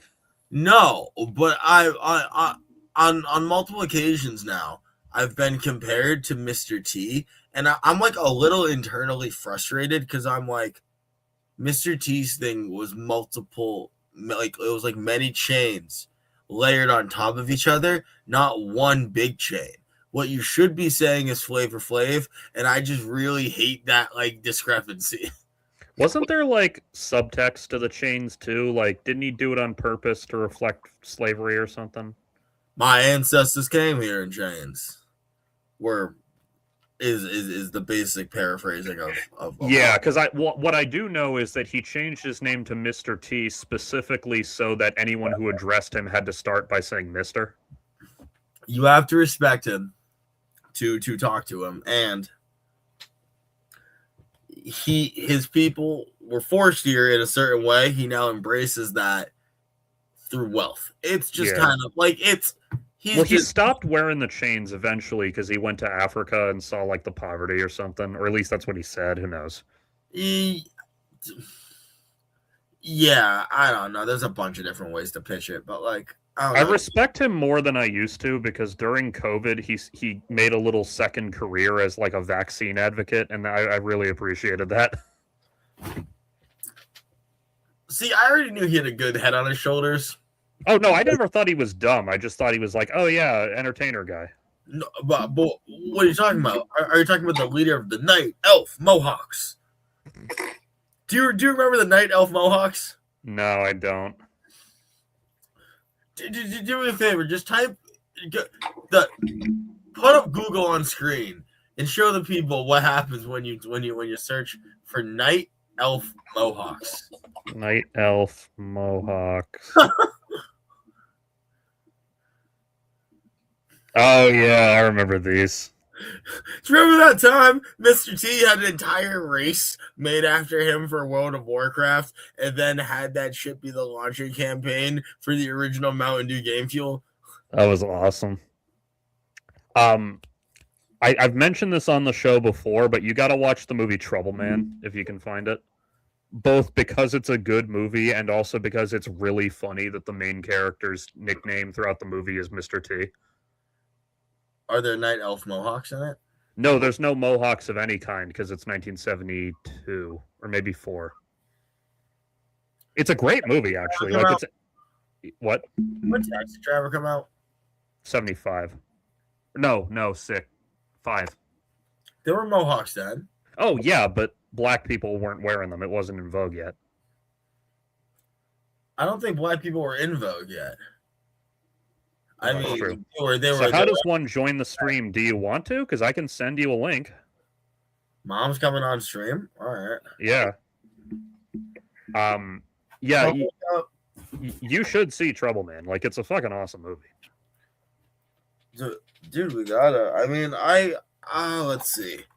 Let me look this one up. I just have no time anymore. Is my problem.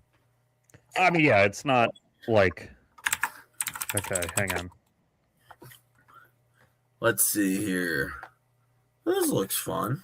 Yeah. It's arguably more famous for the soundtrack than for the movie at this point. Oh, it's got Michael Jai. What? I love Michael That's Jai. a different movie. Oh, that's not fun. Yeah, Michael Jai White would have been a child when this came out.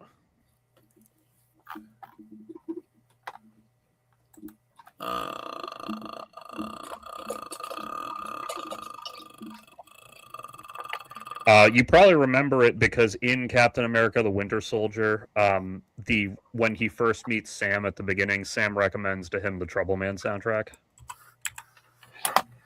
and then he's listening to it at the end of the movie. True. Okay. That happens with a lot of blaxploitation movies. A lot of them are better remembered for their soundtrack than they are for the actual movie. Yeah, but I mean, have you listened to some of those tunes? Oh, they're fantastic. It's just a shame because the movies are also generally pretty good as well. They're just not as good as the soundtrack. I think there's just a lot of random media where sometimes a band is cooking for no reason. Like the dudes who made the soundtrack for Mega Man. Yeah. Or Kiss from a Rose, the Seal song. That was written for like Batman and Robin. As in singing to each other? Yeah, basically. I believe I Got a Name by Jim Croce. I don't think it was literally written to be the theme song to a movie, but it was used as the theme song to a movie.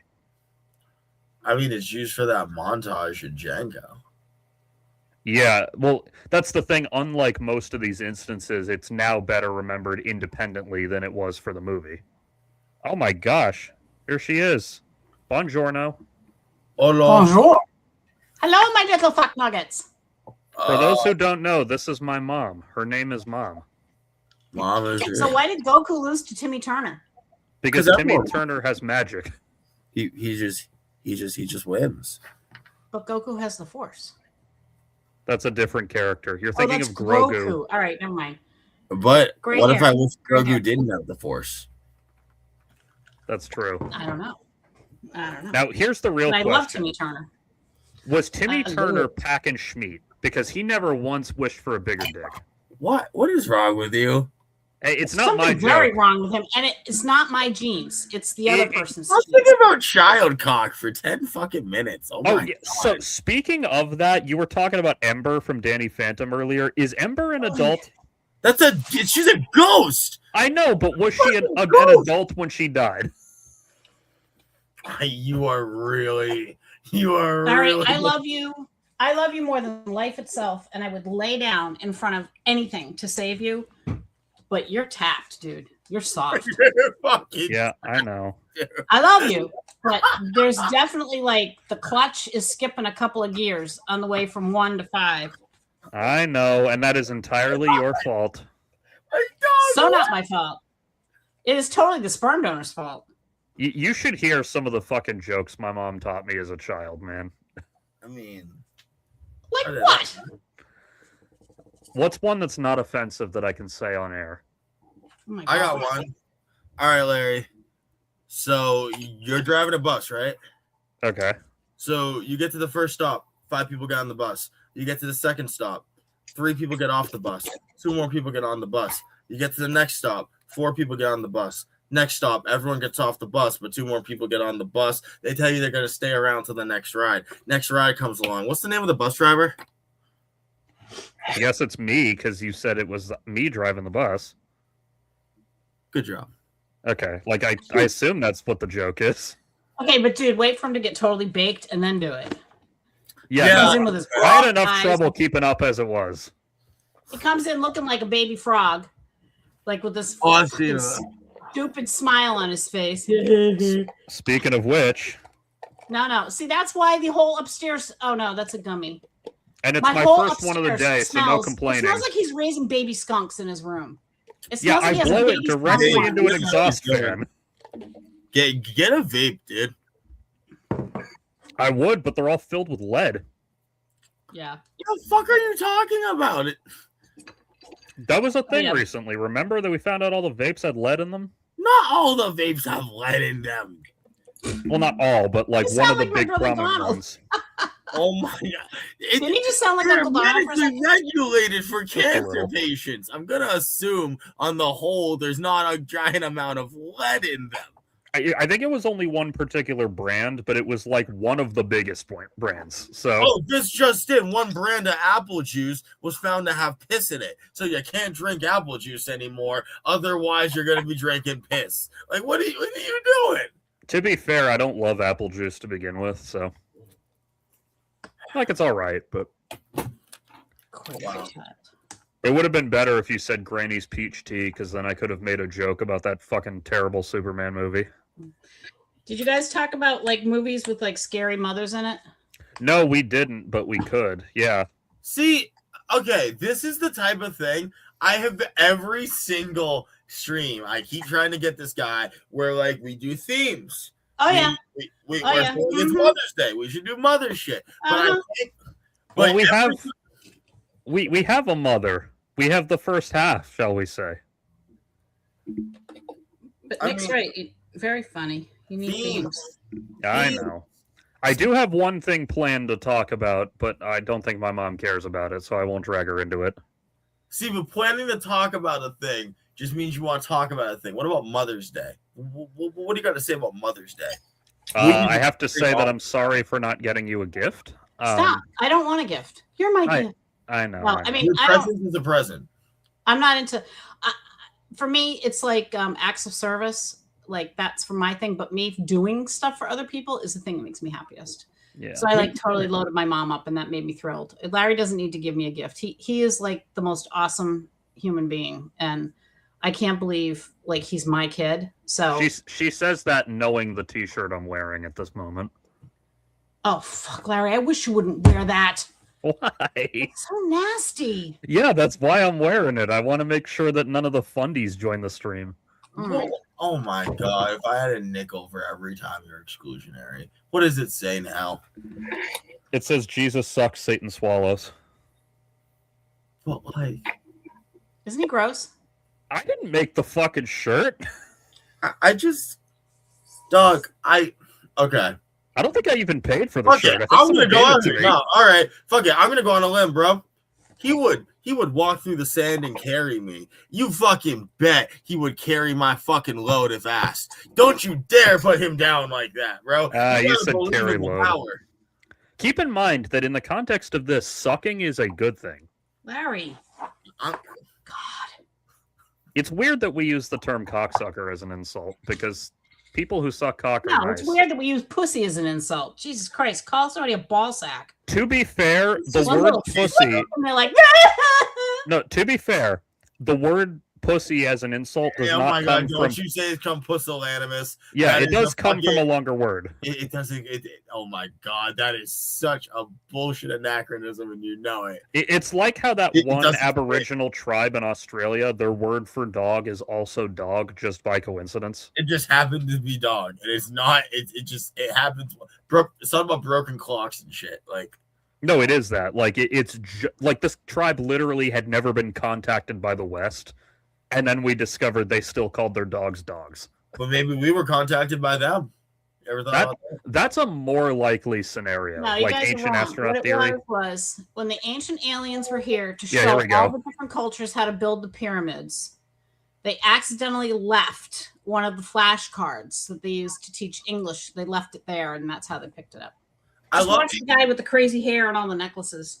Yo, ancient aliens are great because I need to always just keep them in mind anytime I'm thinking that like brown people ever did anything through history. Yeah, Can exactly. I just say something about ancient aliens? Like, yeah, it's some of it's whacked, but when you watch it and you listen, you all of a sudden go, really?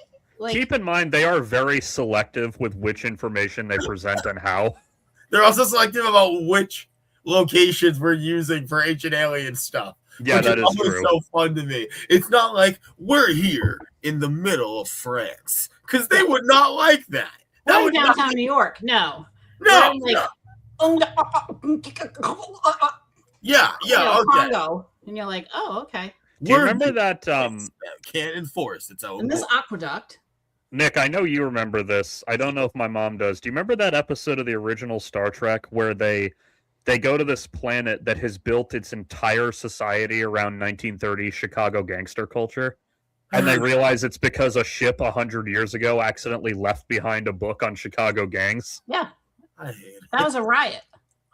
I love it's not as bad as the one where the culture independently on its own with no contact from us developed its own United States with its own 50-star flag and its own constitution that's word for word identical to ours.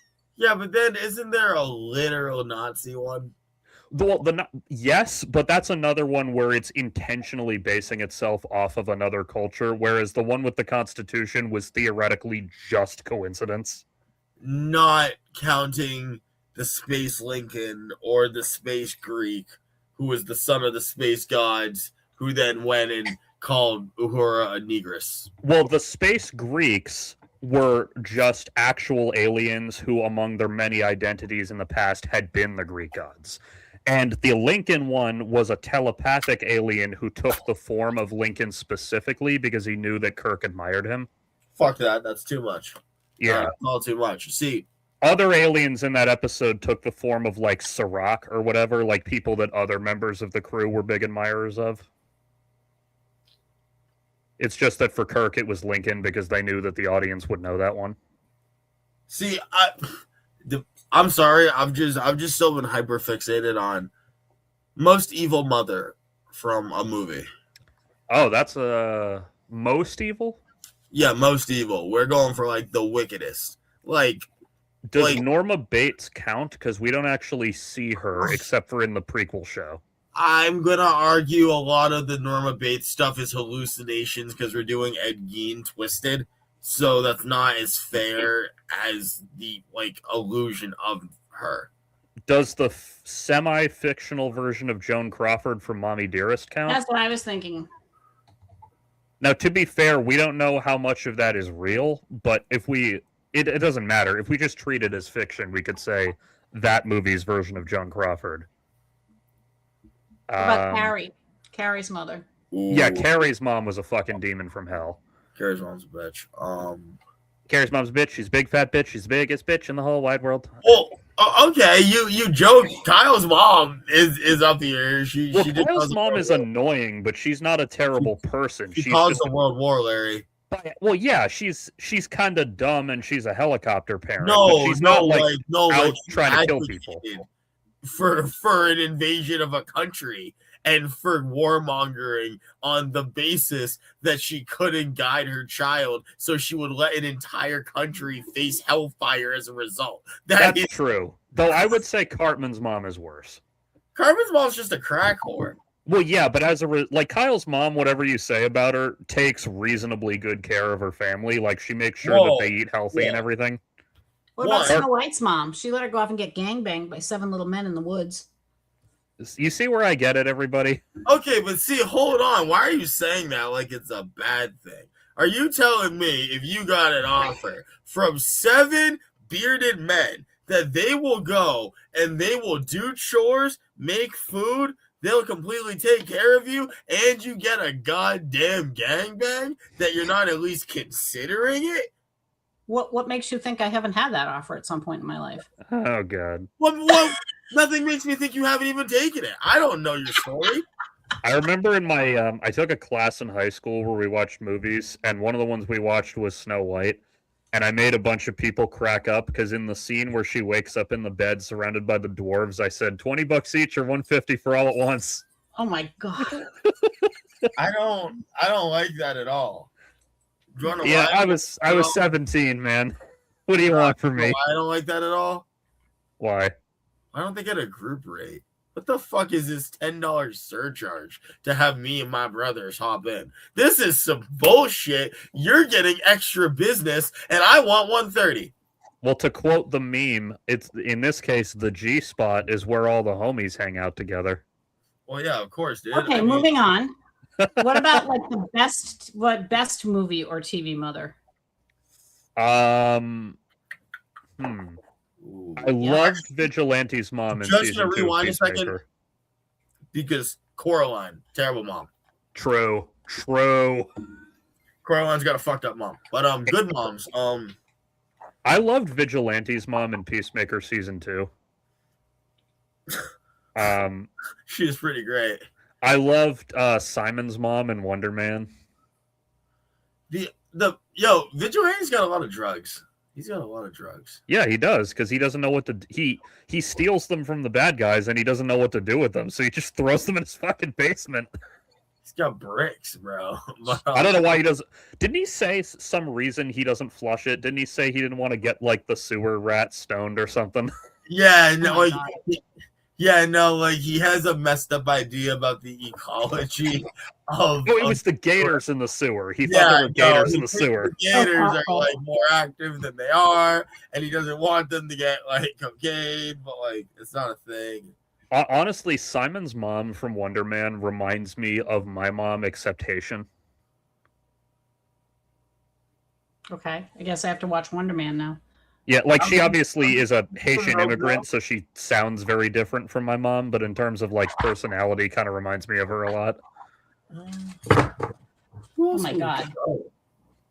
What are some other moms that we really like? Not Timmy Turner's mom. Timmy Turner's mom was asleep at the fucking wheel on the best of days. I mean, Timmy Turner's mom's bad. That's why he's Timmy Turner. I guess Jimmy Neutron's mom was all right. I was just gonna say that Jimmy Neutron's mom she's just so patient with him. He was like such a Jimmy hot little mess. Neutron's mom was Okay, let's ask Mom. How sexually charged do you think was the energy surrounding Jimmy Neutron's mom? 1, with his dad, and 2, with his friend. Oh, I don't know. I mean, I think she and the dad like did some nasty shit together. Oh, they did freaky ass roleplay Yeah. shit. Because like they even bring it up sometimes. Or he's like, oh, Yeah, I mean, he was a freak, but I don't know. I don't think she was a MILF. I just think What? the kids were so grateful that she tolerated them. Yeah, this is what Nick is referring to. Oh, When she got shrunk down and put in a that's jar. unedited. That's unedited. That's a real screenshot. yeah, that's a little creepy, but what do you want? I mean, Carl was. I mean, like I was saying earlier, Carl is young enough that the ideas he'd come up with for her wouldn't be too depraved. That's the closest he's going to get to eating pressed ham through the roof, Haha. Oh my god, she's gonna be impressed. What are some other good mom? Because that's the thing. Normally, the mom in fiction isn't very good because generally there isn't very much story with a good mom. Well, you can have a good mom, but then you gotta kill her off. Is the thing? Yeah, exactly. Anakin's mom was okay. I mean, I don't know. Her son was in slavery. Well, yeah, but that's not her fault. She was in slavery. So then she made a kid in slavery, and it's kind of her fault. She didn't make the kid on purpose. The Force got her pregnant without her knowledge or consent. Oh yeah, I forgot about her Jesus. Which is fucking stupid. I hate that. I've hated that element of Phantom Menace since I was a kid, but it is canon. How about June Osborne from The Handmaid's Tale? Is that the main character? Yeah. I have not watched it, but I'm still on the first season. Oh my god.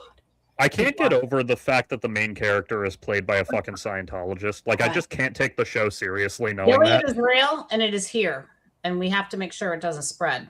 They wish. Luckily for us, in real life, the Republicans are too stupid to do Gilead. Why do you say things like this, my boy? Because doing Gilead requires a lot of hers and my rights until you're the only one left. Oh, don't worry. They're trying to pass something right now that women can't get a loan or a credit card without a male cosigner. Is that actually fucking? I mean, what state is that in? Because I believe you that they're That's a federal thing. That's not going to get very far. Driven out of Project 2025. That is terrible. Luckily for us, I don't anticipate it getting very far. Larry, this is how shit happens. Oh, I know, and don't trust me. You don't have to convince me that the Republicans need dealing with. No, but this is how shit happens. Yeah. People say, "Oh, they don't have enough strength. Oh, they're not smart enough." Oh, you wake up one day and everything's fucked up. Women can't get into their bank accounts and they're tracking your period to see if you can squatch out a kid for some rich motherfucker. To be clear, I agree. I was saying it as reassurance, not as I'm not concerned about it. I'm just saying reassure yourself with the knowledge that these people are very dumb. No, you should be Reassure needing to wear yourself a with the panty fact liner for all the worry that you're going to have over this. Bro, you gotta reassure yourself with the fact that every instance for the past 400 years that they have been able to squeak the law in the direction that they want it to go, it has moved in that direction. Save us, Comrade Mamdani. Oh, You're our only God. hope. That's it. Heroes. All right. Are Well, just, on that cheerful note, I'm going to bed because I'm old and I'm tired, and I have to take my mother in for like 5 hours of appointments tomorrow in Boston because that is my life now. hey, Mom. Not complaining, just surprised. What's the But difference between roast beef and pea soup? What, honey? What's the difference between roast beef and pea soup? Oh, I know this one. God damn it. I can't remember. Go ahead. Anybody can roast beef, but nobody. I know. Yep. Here we go. That's nasty. I got one. Do you? Okay, I got to do this in a voice, and you'll understand why I'm doing it in a voice. Here comes the offensivity. Let's go. What's the difference between a chickpea and a garbanzo bean? Hummus. I've never had a garbanzo bean on my face. You're disgusting. Hey, I didn't make the fucking joke. I know. I unfortunately don't have a good one up my sleeve that I think is for this audience because they're all like, all my jokes are dad jokes. Well, we love dad jokes. Give us one, as long as it's I not can't racist. pull one out of my ass right now. I'm tired. We just watched Remarkably Bright Creatures. That's Well, unfortunate. Well, actually, I It was a haven't great seen book, but it was like a stupid movie. Well, I mean, if we want, I could try to pull a dad out of my ass, but Ooh, that hurt. I've put things out of my ass that were the size of a dad. Okay, that's where I'm getting off now. I don't want to hear any more about this because what you do with your own bottoms is No, your I own mean my poops, not decisions anything and sexual. responsibilities. Mm-hmm. I don't mean anything sexual. I mean with my poops. Oh, okay. I've pooped things that were the size of my father. I Oh, was talking about a mule that it wasn't my anus, but then it was the mule's anus. So I mean, it's kind of give or take how you feel about that. But oh my God, you guys. Anyway, All right, so I'll work on Larry about the themes because I agree with you. These need to be themed. I agree too. I just keep forgetting to prep. And it doesn't look like Sunday night has the best traffic. So That's okay. We'll figure it out. ain't no traffic on a Sunday night. We're gonna have to rework our plannings. ain't Yeah. no traffic on this night. Boom, boom, Is that Bill boom. Withers you're referencing? I don't know. Ain't no sunshine when she's gone. Boom, Doom, boom, doom, boom. doom. All right, bitch out. Love All you right. guys. We'll be ending shortly, so we won't make noise for you. That's okay. Bye, Nikki. Bye. I miss you. Will you come see us, please? Absolutely. When? Anytime. You Absolutely. are my child from another mother. I miss you, Mom. I'm coming soon. I You promise. come down and I make you some good food with lots of seasoning. All right, let's not do I too don't much cook of like that an ordinary accent. white girl. I really don't. Yeah, let's not do too much of that accent. We don't want the woke mob canceling us. Woke Oh mob my kiss my Larry. fat white Irish ass. It's like cellulite in an onion bag. They can get started. Oh All my right, love god. you guys. We love you Bye. too. Love you. Bye. She's a nutcase, and that's why we love her so much. Cellulite on an onion bag. Oh my god, she's got so many good ones. Cellulite on an onion. What does that even mean? I don't know. Nobody knows what it means, but it gets the people going. Anyway, before we end the show so that my mom can sleep, oh boy, ladies and gentlemen, we're only about a day and a half out from the purest Kino of all time. What now? The purest Kino. What does that mean? Like, Kino is a slang term for, like, a really good movie. See, I was thinking of that Nazi zombies map, Kino der Toten. Oh, that's a different thing. No, I was talking about Kino as in, like, a really good movie. I am so excited. I need to not die before Tuesday night. After that, I can die happy. No, but he was a terrible person. Who? I also knew a terrible person named that. I thought they were named after the lottery, but they weren't. Yeah, Kino also refers to, like, Kino Flow lights, and, like, it's a like kinematic. It's a whole thing. No, that just means a poop in my book. Okay. Anyway, I'm so excited for Punisher. I'm so How excited. excited are you? I can't stand up. That's how excited I am. Show me fuck. I am not. That's for later. That's for the Yeah. private stream on OnlyFans. Yay. I love the Punisher. I always have. I love this iteration of the Punisher. Is there any like actual substantive information on Wikipedia? Not really. It's Shane from The Walking Dead, right? Yeah, though now he's probably better known for this. Sure, but he's Shane from The Walking Dead. Yeah, well, yeah. Before this, that was probably his biggest role, and then he got this, and now this is what everyone knows him from, and also like the million other things he's done. But you know, No, that's Shane from The Walking Dead, though. Like, yeah. Except unlike Shane, he doesn't become a piece of shit. Did Shane become a piece of shit? Yeah, How?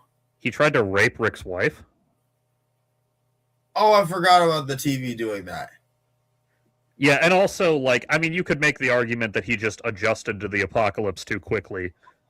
Well, that's kind of where I'm more like, I don't know, dog. Because the further you get into Walking Dead, you're just like, oh, Shane was just like ready to help all those people immediately. You could make arguments that a lot of Shane's behavior is more defensible in hindsight, but the trying to drunkenly rape Lori is indefensible. Yeah, no. And I mean, he didn't like actually like force himself. He just basically was obnoxious about trying to talk her into it. So it's not as bad as you might be imagining, but it's still pretty bad. So nice. And also him shooting Otis in the knee and leaving him to fucking die, that was pretty rough. Why did he do that? Basically just because he thought they had like a 5% better chance of survival if the zombies got distracted. So he's like, well, fuck you. Sorry, dude. That's defensible. That's 5% defensible. Well, the thing is that I mean, obviously we'll never know for sure, but given what it looked like, they were almost certainly going to make it regardless. But Shane was like, no, wasn't there, didn't Otis know something about him too? He was trying to cover up. Maybe I'm misremembering that part, but all I know is, are you saying you wouldn't do that for Carl? I mean, Carl is functionally his nephew, so I get why he was invested. I'm just saying, like, he shot an innocent person and left him to die for no real reason. I don't know, man. No one's innocent in the zombie apocalypse. Well, they are when they're only like a month in. Maybe. Because like, that was season 2. Like, at the end of season 2, they're like max 2 months in. I don't know, dog. You like meet Glenn, and it's like, oh, yeah, no. I left my family on day 1. That happens sometimes. Well, keep in mind, when he says left his family, what he means is didn't drive halfway across the U.S. to be with his family. No, what I'm talking about is when he's in the when he's in the house with, okay, I don't remember how the TV one went. I just remember the comic specifically where he gets home and like his family's getting eaten. They're like, help me. And he bounces immediately. He just gets the fuck out. Yeah, that's not what I was referring to. Because granted, I've read the comic and watched the show, but I don't know. I remember the show better, maybe just because I watched it over a longer period of time. But I like Comic Glenn better, I think. I like most things in the comics better, but there's 1 or 2 exceptions to that. Yeah, there are just a couple things. The addition of Daryl is nice. The crazy kid gets put down by member of the group storyline was done better in the show because it was done more gradually. I really feel like the comic book should have had Chris from Everybody Hates Chris show up and then quickly get eaten, as in the background we all go, everybody hates Chris. Okay, that's the show version of Glenn. Do I have the comic version of Glenn? Because I want to find out if that's true. Because I didn't remember him doing that.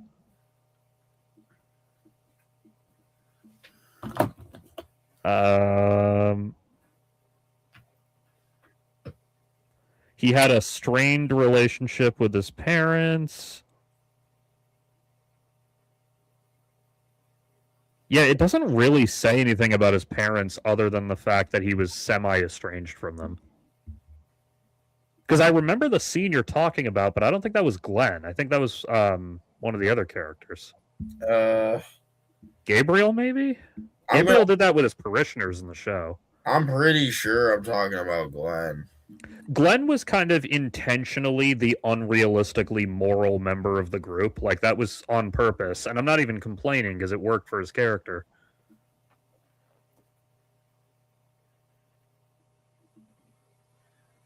No, man. I can't be imagining this. No, because I remember the scene you're talking about. I just don't remember what character it was. I'm going to find it, damn it. Yeah. Anyway, my point is, like, Shane, some of what Shane does is defensible, but between doing it too early for other people's comfort and the belligerent attitude with which he did it, it made it really kind of impossible to see his side of things by the end. Actually, I thought Shane was done better in the show. In the comics, he dies so quickly that his turn happens pretty suddenly. Yeah, absolutely.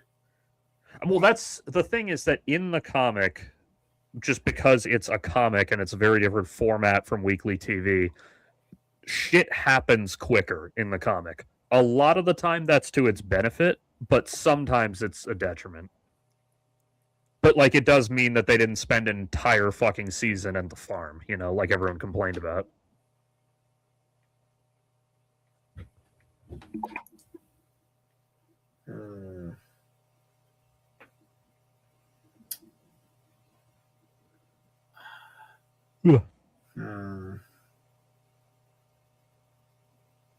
All I know is that motherfucker should have been beaten more with a bat. Glenn? What did he do? He was a nice guy. He was just, I mean, he was just better to lose than other people. I don't think so. Who would you rather have lost? Well, I'm not saying I would have rather lost anybody. I'm just saying that Glenn wasn't exactly a fucking dead weight on the group. He was a very valued member. Well, yeah, I'm just saying someone's got to go. Thank you. So, you know what's funny is that when the show did that and they did the season cliffhanger where you don't know who died, the whole summer everyone's like, oh fuck, who do you think it's going to be? And I always said it's going to be Abraham. Because they already gave his death from the comics to someone else. That's what I had thought too. No, I'm with you. I literally went the exact. And when that bat came down on Abraham's head, I was obviously devastated, but I was like, yep, I was right, first of all, and oh, thank God it wasn't Glenn. And then they killed Glenn 20 minutes later. I was like, you motherfuckers. Yeah, and me and you had the same exact thought process on that one. It was unfortunate. Yeah, I should have guessed. If I'd been paying more attention, I would have guessed Sasha's death later that season because she got cast at Star Trek Discovery. That is very true, actually. I hadn't thought about that one. Well, I wasn't paying much attention to Star Trek at the time, so I think I didn't hear about Discovery until it was, like, close to coming out. Like, I just heard, oh, there's a new Star Trek show on streaming, and I'm like, oh, that's cool, I guess. And then they're like, you know, like a month before it comes out, I finally hear some details. Discovery, starring Sonequa Martin Green, and I'm like, oh, that explained why they killed her off on Walking Dead.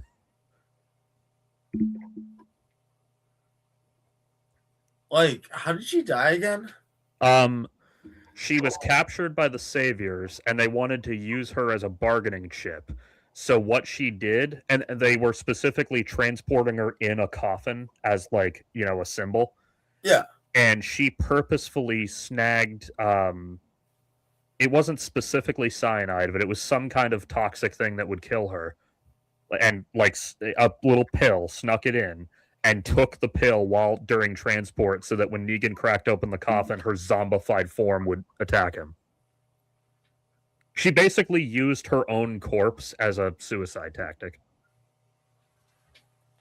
That's fucking wild. Yeah, it was fucking awesome, actually. She's not from the comics, so I didn't know how she was going to go.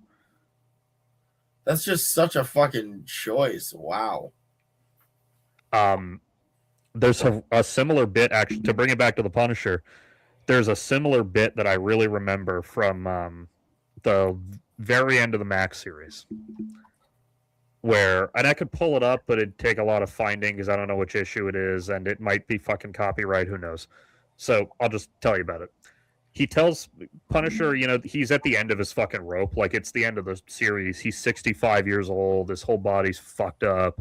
He's literally, the final book is called Homeless because he's literally homeless. Like, he's squatting in the foreclosed on remains of his old house. Like, sleeping on the floor and shit because he just has nothing. He's the only guns he has are like ones he steals off of bad guys because the cops took all his guns and all his money and everything. He's fucked, is my point. And he tells this story in his narration about a guy he hunted down in Vietnam. We never find out this character's name because Frank probably didn't know it. He was this Vietnamese, not even commando, just like a soldier, but he would just like go on these solo missions where he'd kill like a dozen guys and disappear like a ghost. So Castle gets put in charge of the team to hunt this guy through the jungle. And then 3 days later, he's the only one left alive. Everyone else is fucking dead. He has been, I believe, if I remember correctly, he's been shot twice, hit with shrapnel, and stabbed with shit-coated punji sticks, so the wounds are fucking infected. He's barely conscious. He eventually tracks the guy down to his cave. And they have this, like, basically the hardest fight of his entire life. They just beat the absolute fucking holy shit out of each other. At one point, the guy's on top of Frank, strangling him, and Frank is strangling him back, and he manages to actually dig his thumbs into the guy's neck and rip his fucking throat open with his bare hands. And even as that's happening, the guy is attempting to use his own gushing blood as a weapon to drown Frank. Love to see that. He, well, they don't show most of it. We only hear it described. I think he says that he had to beat his head into paste before he finally stopped trying to get back up. Ew. But the reason he remembers this, this part I'll pull up the quote for, if I can find it, because I think I remember it, but I don't want to, like, do the whole fucking thing. Speech about man he killed in Vietnam.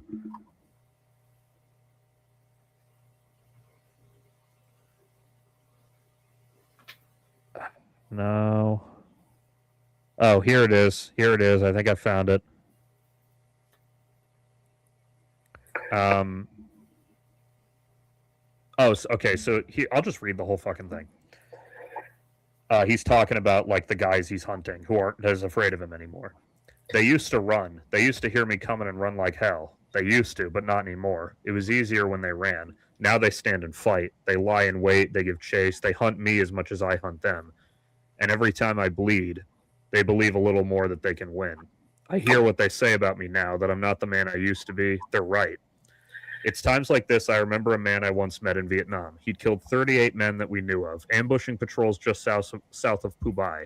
He'd hit and run, disappear like a ghost. I went into the jungle looking for him alongside an entire squad of Force Recon Marines. Why not put this on screen for you? 3 days in, I was the only one left alive. I'd been shot twice, peppered with shrapnel, and stabbed with shit-covered punji sticks. Infection was setting in.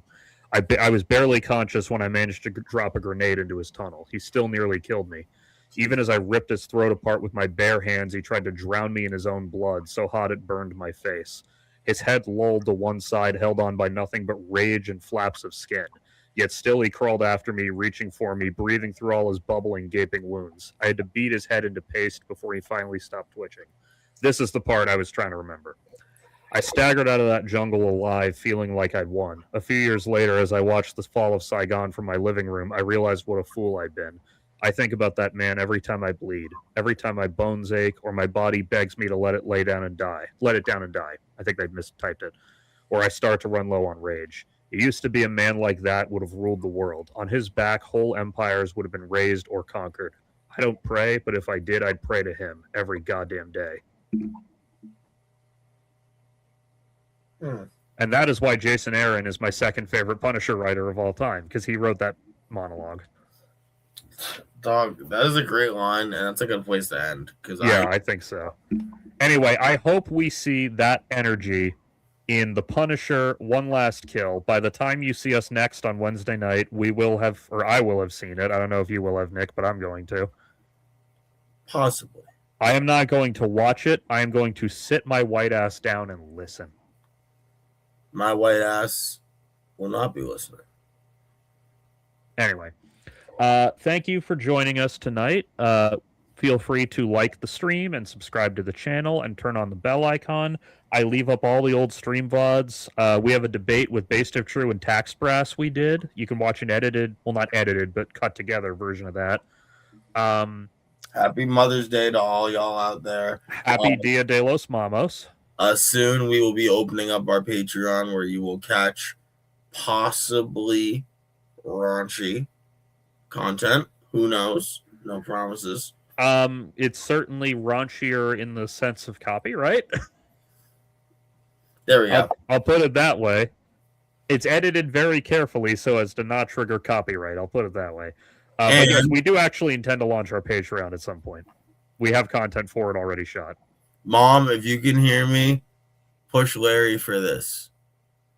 Yes, I'll tell you about it off stream, but I have like medical stuff I'm trying to work out, and if I can, I'll have a lot more energy to focus on this bullshit. All right. Well, that's the kind of shit I like to hear. Yeah. In the meantime, my edible's just starting to kick in, so I'm gonna go watch John Oliver because he should be up by now. And then I'll probably watch a movie or something. I'll get naked and watch a movie. I need some fucking rest, dude. I'm fucking tired. I worked a fucking 8 today. Yeah, that's rough. I do it every day. Well, I know, but it's still rough. Truth. Anyway, good night, everyone. We will see you Wednesday at 8 or 9. Which would work for you? 9. 9, that makes sense. That's what I figured. All right, we will see you Wednesday at 9 to talk about the glory that is The Punisher: One Last Kill. Guess what? We're going to actually have a theme, too, because I'm going to get his mom to get him. Yeah, thank you. I do need it. Good night, everyone. Love you. Bye.